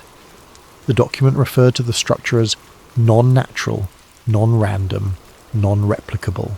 3 words, that is all. But those 3 words, in the cold language of government scientific assessment, carry an extraordinary weight. Non-natural means it did not form through geological processes. Non-random means its geometry is deliberate. Non-replicable means that no known human construction methodology, not ancient, not modern, not theoretical, could account for what the scans showed. The document was stamped, filed, and buried, and the mountain kept its silence. For a while. Acid 4, Dr. Aaron Vance. There is a particular kind of scientist who is drawn not to the questions that have answers, but to the questions that have been abandoned. The ones that sit in archive folders and filing cabinets and digitized database records, untouched not because they were resolved, but because the people who might have resolved them were told in one way or another to look somewhere else. These scientists are not conspiracy theorists. They are in many respects the opposite. Meticulous, sceptical, methodologically conservative people who have simply noticed that certain data sets do not add up, and who find that fact more interesting than the approved explanation. Dr. Aaron Vance was one of these people. He had spent the majority of his career in geophysics, specifically in the study of low-frequency seismic signals and their relationship to geological stress patterns. His work was unglamorous and largely invisible to the public. He published in specialist journals. He presented at conferences attended by other specialists. He was, by all professional accounts, good at what he did and entirely uninterested in anything beyond the data. The data, however, eventually led him somewhere unexpected. It began during an archival project in the mid-2000s, when Vance was reviewing seismic records from the early 1990s as part of a broader study into baseline signal drift across North American monitoring stations. He was looking for a completely different thing, a specific pattern related to glacial isostatic adjustment, the slow geological rebound of land masses as ancient ice sheets continue to retreat thousands of years after the last ice age. What he found instead, buried in the archived data from multiple Alaskan stations, was a set of readings he could not explain. A low-frequency signal, rhythmic, originating from a fixed geographic point, present across multiple independent stations simultaneously. The signal had been logged, briefly noted as anomalous, and then apparently dismissed without further investigation. Vance ran the coordinates. They pointed to the Alaskan interior, not far from Denali. He cross-referenced with every known catalogue of seismic events from that period. Nothing matched. He checked for industrial activity, military testing, known underground infrastructure. Nothing in the area. He reviewed the signal characteristics against his own extensive experience with naturally occurring geological phenomena. Nothing in the natural world produced signals with that frequency profile and that degree of rhythmic precision. And then he ran the archived data against the current monitoring feeds. The signal was still there, not continuous, not always detectable at the same intensity, but present, recurring, originating from the same fixed coordinates it had occupied in 1992. 12 years later, the ground beneath the Alaskan interior was still pulsing. Whatever was down there had not stopped. Act 5. The mathematical pattern. The thing that distinguishes a scientist from a speculator is what they do when they encounter something they cannot explain. A speculator reaches for the most dramatic interpretation. A scientist reaches for more data. Vance spent the better part of 2 years doing nothing but gathering more data. He built a comprehensive time series record of every detectable instance of the signal, across every accessible monitoring station in the region, going back to the earliest available records. He normalized for equipment variation, seasonal temperature effects, atmospheric interference, and baseline drift. He applied every standard correction factor. And when the corrected data was laid out, what he found beneath all the noise was something that made him sit very still for a very long time. The signal followed a mathematical sequence, not approximately, not loosely, precisely. The intervals between pulse clusters corresponded to a recursive numerical pattern, a sequence in which each value is a function of the preceding values in a fixed and repeating relationship. The kind of pattern that, in nature, appears in the branching of plants and the spiral geometry of shells and the proportional relationships of living structures. The kind of pattern that mathematicians have studied for centuries because it appears again and again at the intersections of natural growth and fundamental physics. It was not random noise that happened to look like a pattern. It was a pattern, one that would require either an extraordinary coincidence of natural forces or something far more unsettling: design. Vance wrote up his findings internally. He shared them with 2 colleagues whose judgment he trusted completely. Scientists with no prior knowledge of or interest in the Denali region, people who had no reason to confirm what he was seeing if it wasn't genuinely there. Both confirmed it. The pattern was real, the sequence was mathematically coherent, and the signal producing it was coming from somewhere beneath the Alaskan wilderness, from a fixed point in the Earth, and it had been doing so for at least as long as the monitoring record existed. Vance began, cautiously, to develop a hypothesis. What if the signal was not a byproduct? What if it was not geological noise or residual vibration from some ancient inert structure? What if the signal was the point? What if whatever was buried beneath Denali was not simply sitting there, but operating? Akite 6. The energy anomaly. A structure can be inert. The pyramids of Giza are inert. They sit. They endure. They do nothing except exist, and that existence is remarkable enough that millions of people travel thousands of miles every year simply to stand near them. But they are passive, stone arranged by human hands, massive and magnificent, but ultimately just matter in a particular configuration. What Vance was looking at was not inert. His analysis of the signal's characteristics, its frequency profile, its interaction with the surrounding geological matrix, the way it propagated through different rock types at different depths, led him to a conclusion that he described in his private notes as the most uncomfortable finding of my professional life. The signal was not merely passing through the rock. It was interacting with it in ways that suggested an active electromagnetic relationship between the source and the surrounding material.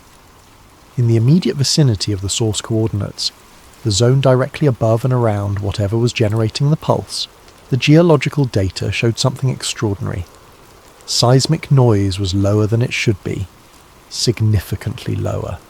The background vibration that exists everywhere on Earth, the constant low-level trembling produced by ocean waves and atmospheric pressure, and distant human activity and 1,000 other sources was measurably suppressed in that region, as though something was absorbing it, or cancelling it. The electromagnetic readings from the area were also anomalous. Instruments designed to measure the Earth's natural magnetic field showed localised distortions that did not correspond to any known geological feature. The distortions were not random. They were organised, arranged in a pattern that, when mapped, corresponded precisely to the outline of the buried structure as suggested by the original ground-penetrating radar data. Vance proposed, carefully and with extensive qualification, that the structure might not simply be transmitting a signal. It might be generating energy, producing something: electromagnetic output, acoustic resonance, some combination of physical effects, without any apparent external fuel source, continuously, for decades at minimum, possibly for far, far longer. He knew how this sounded. He said so explicitly in his notes. "I am aware that this conclusion, stated plainly, sounds like science fiction. I have spent considerable effort trying to arrive at any other conclusion. I cannot. The data is what it is." The data was what it was, and the structure, whatever it was, had not stopped running. ACT-7, inside the mountain. Through a chain of connections that Vance would later describe only as a sequence of fortunate introductions, he gained access to something he had no official right to see: a set of deeper scan composites that had been produced during the classified phase of the investigation in the years following the original survey. The data had been compiled using more sophisticated equipment than the field team had carried, technology deployed by the successor operation that had taken over the site after the original team was extracted. The images were extraordinary. The outer geometry that the original team had detected, the pyramidal shape, the four faces, the converging apex, was confirmed and refined. But the deeper scans revealed something the original equipment had not been capable of showing: what was inside. There were chambers, multiple chambers, arranged at consistent intervals along the structure's vertical axis. Each chamber was roughly symmetrical in its own right. Between the chambers, the scans showed corridors, not passages in the rough organic sense that natural cave systems produce, but linear, precise, dimensionally consistent passages that connected the interior spaces in an organised way. And running through the centre of the entire structure, from somewhere near the base all the way to the apex, was a vertical shaft, a central column of space, perfectly aligned with the structure's axis, rising through everything. The outer shell of the structure, the material that the radar pulses were bouncing off of to produce these images, was something Vance could not identify. It was not stone in the conventional sense. The reflectivity profile was wrong. Stone of various types produces characteristic radar returns that experienced geophysicists learn to read the way musicians read sheet music. This material returned something different, denser, more uniform, with a reflectivity profile that suggested either an extremely unusual natural mineral composition or something that was not natural rock at all. Attempts had apparently been made during the classified phase to obtain physical samples. Drilling had been attempted at the surface above the structure's edge. The drill equipment had failed. Not in the sense that it encountered rock too hard to penetrate. Rock can always be penetrated given enough time and the right equipment. It failed in the sense that the equipment itself broke down in ways that the engineering team described as inexplicable. Components that should have lasted for weeks of continuous operation failed within hours. Multiple attempts produced the same results. Whatever the outer shell of the structure was made of, it did not want to be sampled. Act 8. The cover and the truth beneath it. The official position has never changed. According to every public record, every government statement, every response to every Freedom of Information request that has successfully made it through the processing system, there is nothing beneath the Alaskan interior near Denali that requires any particular explanation. The restricted airspace is environmental. The land access restrictions are precautionary. The monitoring activity in the region is routine. There is no pyramid. There is no signal. There is no structure. This is the narrative that has been maintained with remarkable consistency across multiple administrations, multiple agency reshuffles, multiple generational turnovers of personnel. The people who managed the secret in the 1990s are mostly retired or dead. The people managing it now, if it is still being actively managed, may not even know the full history of what they are guarding. Classification can become self-perpetuating. A restriction put in place for reasons that were urgent in one decade can persist into the next through sheer institutional inertia, maintained by people who follow the protocols without ever being told why the protocols exist. But there are threads, small ones, inconsistencies in the public record that only become visible when you look at enough of the surrounding context simultaneously. There is the matter of the airspace designation, which uses a regulatory category that is technically reserved for areas of active geological instability, an area that all publicly available geological surveys describe as among the most stable in the entire state. There is the matter of the monitoring budget allocation for the region, which is significantly higher than comparable regions with no known points of interest. There is the matter of a research permit denial from the early 2000s, in which the denial letter references ongoing scientific operations at the site, operations that have never been named, described, or publicly acknowledged. And there is the matter of the signal, which anyone with access to the right monitoring equipment and the right archived data can find if they know where to look. It has not been hidden. It has simply been left unexplained, which is almost the same thing, because most people do not look at raw seismic data, and the people who do are generally not looking for something that should not be there. Vance looked, and the signal looked back. Act 9, the direction of the signal. The final phase of Vance's investigation was the one that changed everything. He had spent years establishing that the signal existed, that it was structured, that it corresponded to a physical formation in the earth, and that the formation appeared to be actively generating something. All of that was extraordinary. But a buried structure generating a signal, however inexplicable, is still a local phenomenon. It is strange, but it is contained. It is a mystery with a boundary. What Vance found next had no boundary. He had been assuming, as anyone would, that the signal propagated outward in all directions from its source, the way a stone dropped in still water sends ripples in every direction equally. This is how most geological signals behave. This is how acoustic resonance works in stone. This is the expected physics of the situation. But when he mapped the actual propagation of the signal across the monitoring network, plotting the relative strength and timing of the signal at every station that had detected it, and working backward to reconstruct the directionality of its spread, the picture that emerged was not a circle, not a sphere, not an outward radial propagation.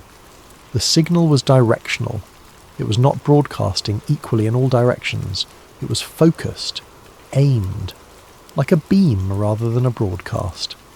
And when Vance traced those directional lines across the Earth's surface, extending them beyond the monitoring network, following their geometry across geography, he found that several of them terminated at points of extraordinary significance. The lines pointed to locations with ancient structures, monuments, sites of archaeological significance that span multiple cultures, multiple continents, multiple millennia, places that humanity has found remarkable for thousands of years without fully understanding why. Places built, according to the conventional historical record, by separate civilizations with no known contact with one another, and yet places that share, again and again, certain striking geometrical and astronomical properties. The signal from beneath Denali appeared to be reaching toward them.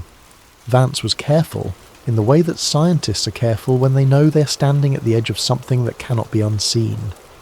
He did not immediately conclude that the directionality was intentional. He spent months testing alternative hypotheses. Perhaps the apparent directionality was an artifact of the monitoring network's geometry, a statistical illusion produced by where the stations were placed rather than where the signal was actually going. He tested this by using subsets of stations in different configurations and running the propagation model again. The result was consistent every time. The directionality was real. Perhaps the signal was being refracted by geological features. shaped by the particular density and composition of the rock it was passing through, in the same way that light bends when it passes through water at an angle. He tested this by modelling the geological profile of the region and calculating what refraction effects would look like in the data. The modelled refraction did not match the observed directionality. The signal was going where it appeared to be going, not where the rock was sending it. And perhaps the coincidence of the terminal points was exactly that. Coincidence.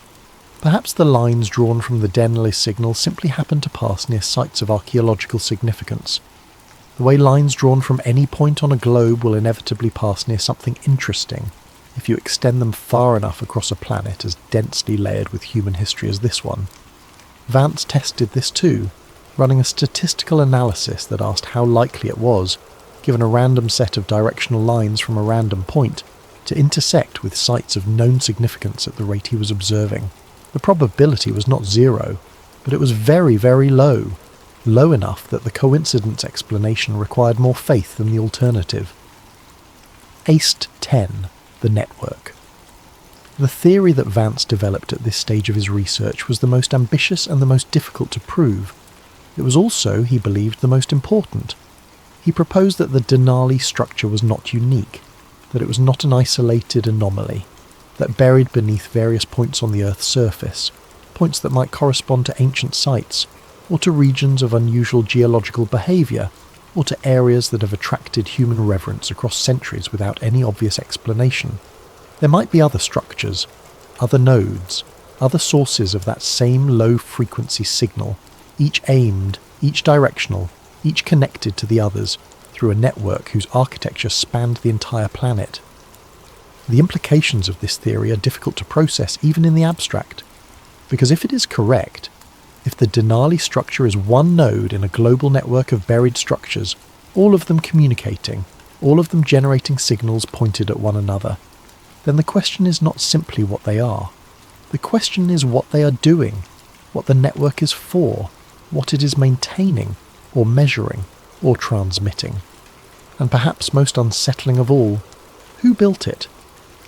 Because whatever the timeline is, it does not fit neatly into any known chapter of human history. The structure beneath Denali sits beneath undisturbed permafrost that geological dating suggests has not been disturbed since the last ice age, the ice age that ended approximately 12,000 years ago. That is 6,000 years before the earliest known complex human civilization, 8,000 years before the first pyramid was constructed in Egypt, more than 10,000 years before any written historical record begins. If the structure was built, it was built by something or someone that we have no record of, no mythology adequate to contain, no framework to understand, and yet there it sits, patient, active, still running after all this time. Act 11, the 2012 activation. Vance's time series analysis of the signal's historical intensity revealed something else. It was not constant. The signal was strongest, most detectable, most clearly structured in its mathematical patterning during specific windows of time. Between those windows it did not disappear entirely. It merely quieted, retreated to a lower intensity that required sensitive equipment and careful filtering to detect at all. Then, at certain intervals, it surged again, not randomly, at intervals that, like the signal's own internal pattern, followed a structure rather than a chaos. The most recent major surge on record occurred in 2012. The significance of that year is not lost on anyone who remembers the cultural moment around it. 2012 was the year the ancient Mayan long count calendar completed a major cycle, an event that the popular imagination had attached an enormous amount of apocalyptic and mystical significance to. Predictions about the end of the world, or the dawn of a new age, or some fundamental shift in cosmic or human affairs, filled books and films and news cycles. Most of it was sensationalism built on misunderstanding. The Mayan calendar cycle ended and the next one began and nothing dramatic happened. And yet, 2012 was also a year of elevated electromagnetic activity globally. Solar activity during that period was high, producing geomagnetic events that affected satellite systems and power grids in various regions. atmospheric phenomena were recorded at unusual frequencies in certain latitudes, and across the network of geophysical monitoring stations that Vance had been using to track the Denali signal, multiple anomalous readings were logged within a 6-week window, centred on the December solstice of that year. The Denali signal during this period was the strongest it had been in the entire available record, more precisely structured, more clearly directional, more coherent in its mathematical patterning than at any other point Vance could identify. It was as though something had woken up, or more accurately, as though something that was always awake had for a period raised its voice, and then quieted again, back to the baseline, back to the patient, low, rhythmic pulse that had been there all along, waiting for whatever comes next. Act 12. What the Mountain Knows. There is something almost meditative about sitting with a mystery this large and this old and this thoroughly unresolved. Most mysteries, given enough time and enough investigation, yield. They have edges. They have answers somewhere in them, even if those answers are difficult to reach. They are puzzles, and puzzles have solutions. This does not feel like a puzzle. This feels like something older than puzzles. Something that existed before the categories we use to understand the world were invented. Before science and religion and history and mythology, all the different languages humanity has developed for describing what it cannot immediately explain, were available to reach for. Whatever sits beneath the Alaskan interior does not care about our categories. It is not waiting for us to classify it correctly. It is not holding its secrets as a challenge for us to overcome. It exists on its own timeline, operating according to its own logic, doing whatever it has been doing since long before the first human being looked up at the stars and wondered what they were. The mountain above it, Denali, the Great One, the High One, has been standing for millions of years. Long before any human eye saw it. Long before any culture gave it a name. The rock and ice of it have weathered everything. Ice ages and warm periods and tectonic shifts and the slow, geological revolution of a planet in constant motion. It will still be there long after every city humanity has ever built has been erased by the same geological processes that shaped it. And beneath it, something pulses, something measures, something waits. The question that keeps returning, the one that Vance returned to again and again in his notes, the one that sits at the bottom of this entire story like a stone you cannot quite lift, is not what the structure is. It is not when it was built or what it is made of or how it generates its signal without any fuel source we can identify. The question is simpler than all of that, and harder. What is it for? Act 13. The people who know not everyone involved in the story of the Denali structure is a scientist or a bureaucrat or a theorist sitting at a desk with access to archived data. Some of the most interesting pieces of this puzzle come from an entirely different direction. From the people who have lived near the mountain for longer than any government agency, any monitoring station, any geophysical research project has existed. The Athabascan peoples of interior Alaska have inhabited the region surrounding Denali for thousands of years. Their relationship with the mountain is not the relationship of the tourist, or the climber, or the scientist. It is ancestral, embedded, passed down through generations in the form of story and song and ceremony, and a kind of intimate geographical knowledge that develops when people live in relationship with a landscape over centuries, rather than simply passing through it. In the oral traditions of various Athabascan groups, there are stories about the mountain that do not fit neatly into the categories of legend or folklore, as the Western tradition uses those words. Stories about a presence beneath the mountain, about a sound that certain places emit in certain conditions, a low, almost felt rather than heard vibration that elders have described in ways that, when translated, sound remarkably like what the seismic monitoring stations recorded. About the mountain as something more than geological, something with purpose, something that existed before the people arrived and that will continue after they are gone. These traditions were not developed in response to the 1992 monitoring anomaly. They predate it by generations. They predate any contact with Western scientific culture. They are older than the monitoring equipment, older than the research stations, older than the state of Alaska itself. and they describe something beneath the mountain that has always been there. Something that pulses, something that connects, something that, in the words of one elder's account as recorded by an anthropologist in the 1970s, breathes on a schedule that is not ours. The scientists arrived in 1992 and found a signal. The Athabascan people had been living alongside that signal for millennia. They did not need instruments to detect it. They had simply learned to understand it as part of the world, a feature of the landscape as natural, in its own way, as the river's current and the seasonal migration of animals and the long, tilting dance of the sun across the Alaskan sky. Whether that makes the structure more explicable or less is a question worth sitting with. Act 14. The Architecture of Concealment. Every large secret requires maintenance. It does not maintain itself. Someone has to renew the access restrictions each year. Someone has to process the freedom of information denials. Someone has to ensure that the monitoring budget continues to flow without attracting scrutiny. Someone has to keep the airspace designation current. Someone has to know enough to keep knowing what they need to know, while ensuring that no one else knows more than they need to. The architecture of concealment around the Denali site, if the theories are correct, has now been in place for over 3 decades.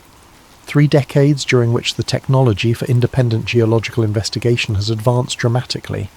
3 decades during which satellite imaging has become sophisticated enough to detect surface anomalies in remote terrain that would have been completely invisible to earlier generations. 3 decades during which ground-penetrating radar technology has advanced to the point where commercial applications can achieve what classified military equipment could barely manage in the early 1990s. The question this raises is a practical one. How does a secret this large stay secret this long? The cynical answer is that most people are not looking. The region near Denali is vast, remote, cold, and inaccessible. The restricted designation is boring enough that it generates no press attention. The monitoring data is esoteric enough that only specialists can read it, and specialists are, as a professional class, generally disinclined to publish findings that would make them look like they have abandoned the norms of their field. The freedom of information system is slow enough and complex enough that most requests simply exhaust the patience of the people making them before they produce anything useful. The more interesting answer is that perhaps the secret does not need active maintenance. Perhaps it has reached a kind of self-sustaining equilibrium in which the sheer strangeness of what is being concealed is itself the best protection. Because how do you report this? How do you stand in front of a scientific conference or a congressional hearing or a press briefing and say, there is a pyramid beneath Alaska, it is bigger than Giza, it has been generating a mathematical signal for as long as we have had instruments to detect it, and we believe it is communicating with similar structures at other points around the globe? You do not say that, not because it is false necessarily, but because the moment you say it, the response consumes you. The ridicule, the scrutiny, the institutional pressure, the professional consequences, the sheer weight of how impossible it sounds pressing down on everything you have spent a career building, and so the signal pulses on. And the mountain keeps its secret, and the world goes about its ordinary business in the ordinary way of worlds that do not yet know what they are sitting on top of.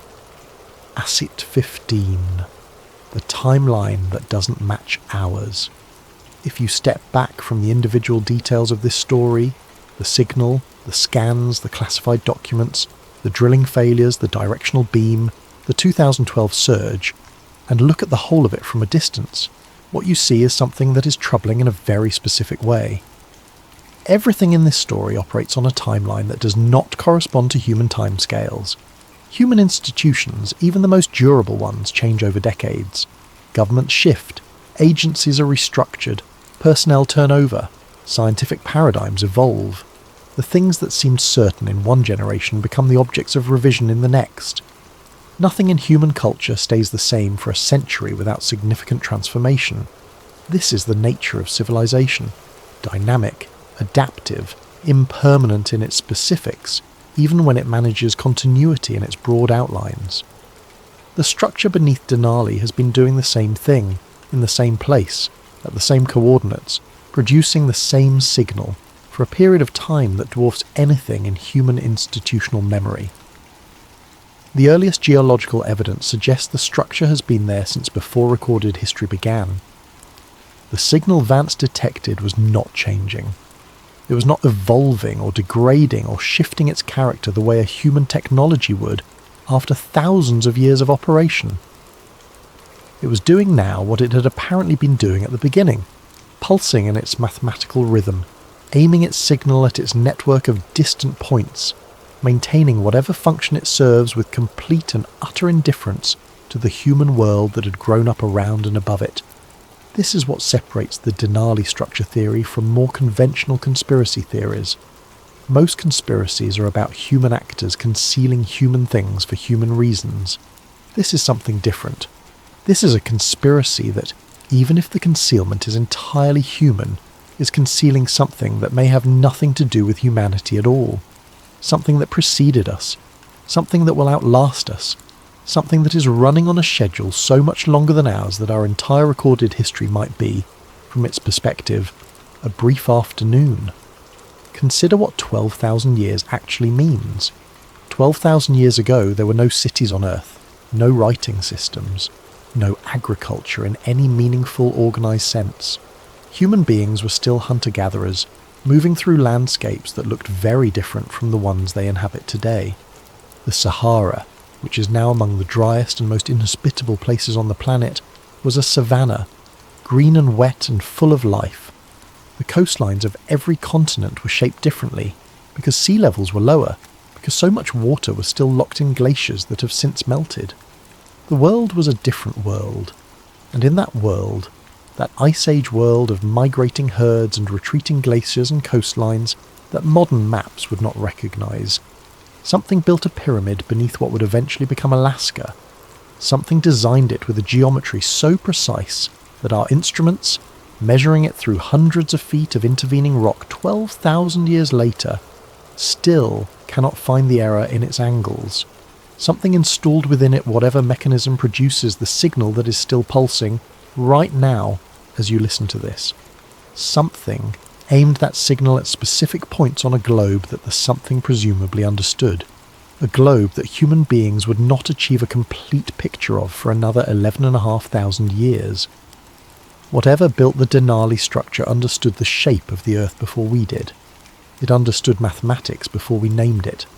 It understood the technology of signal transmission and directional communication while we were still carving tools from stone.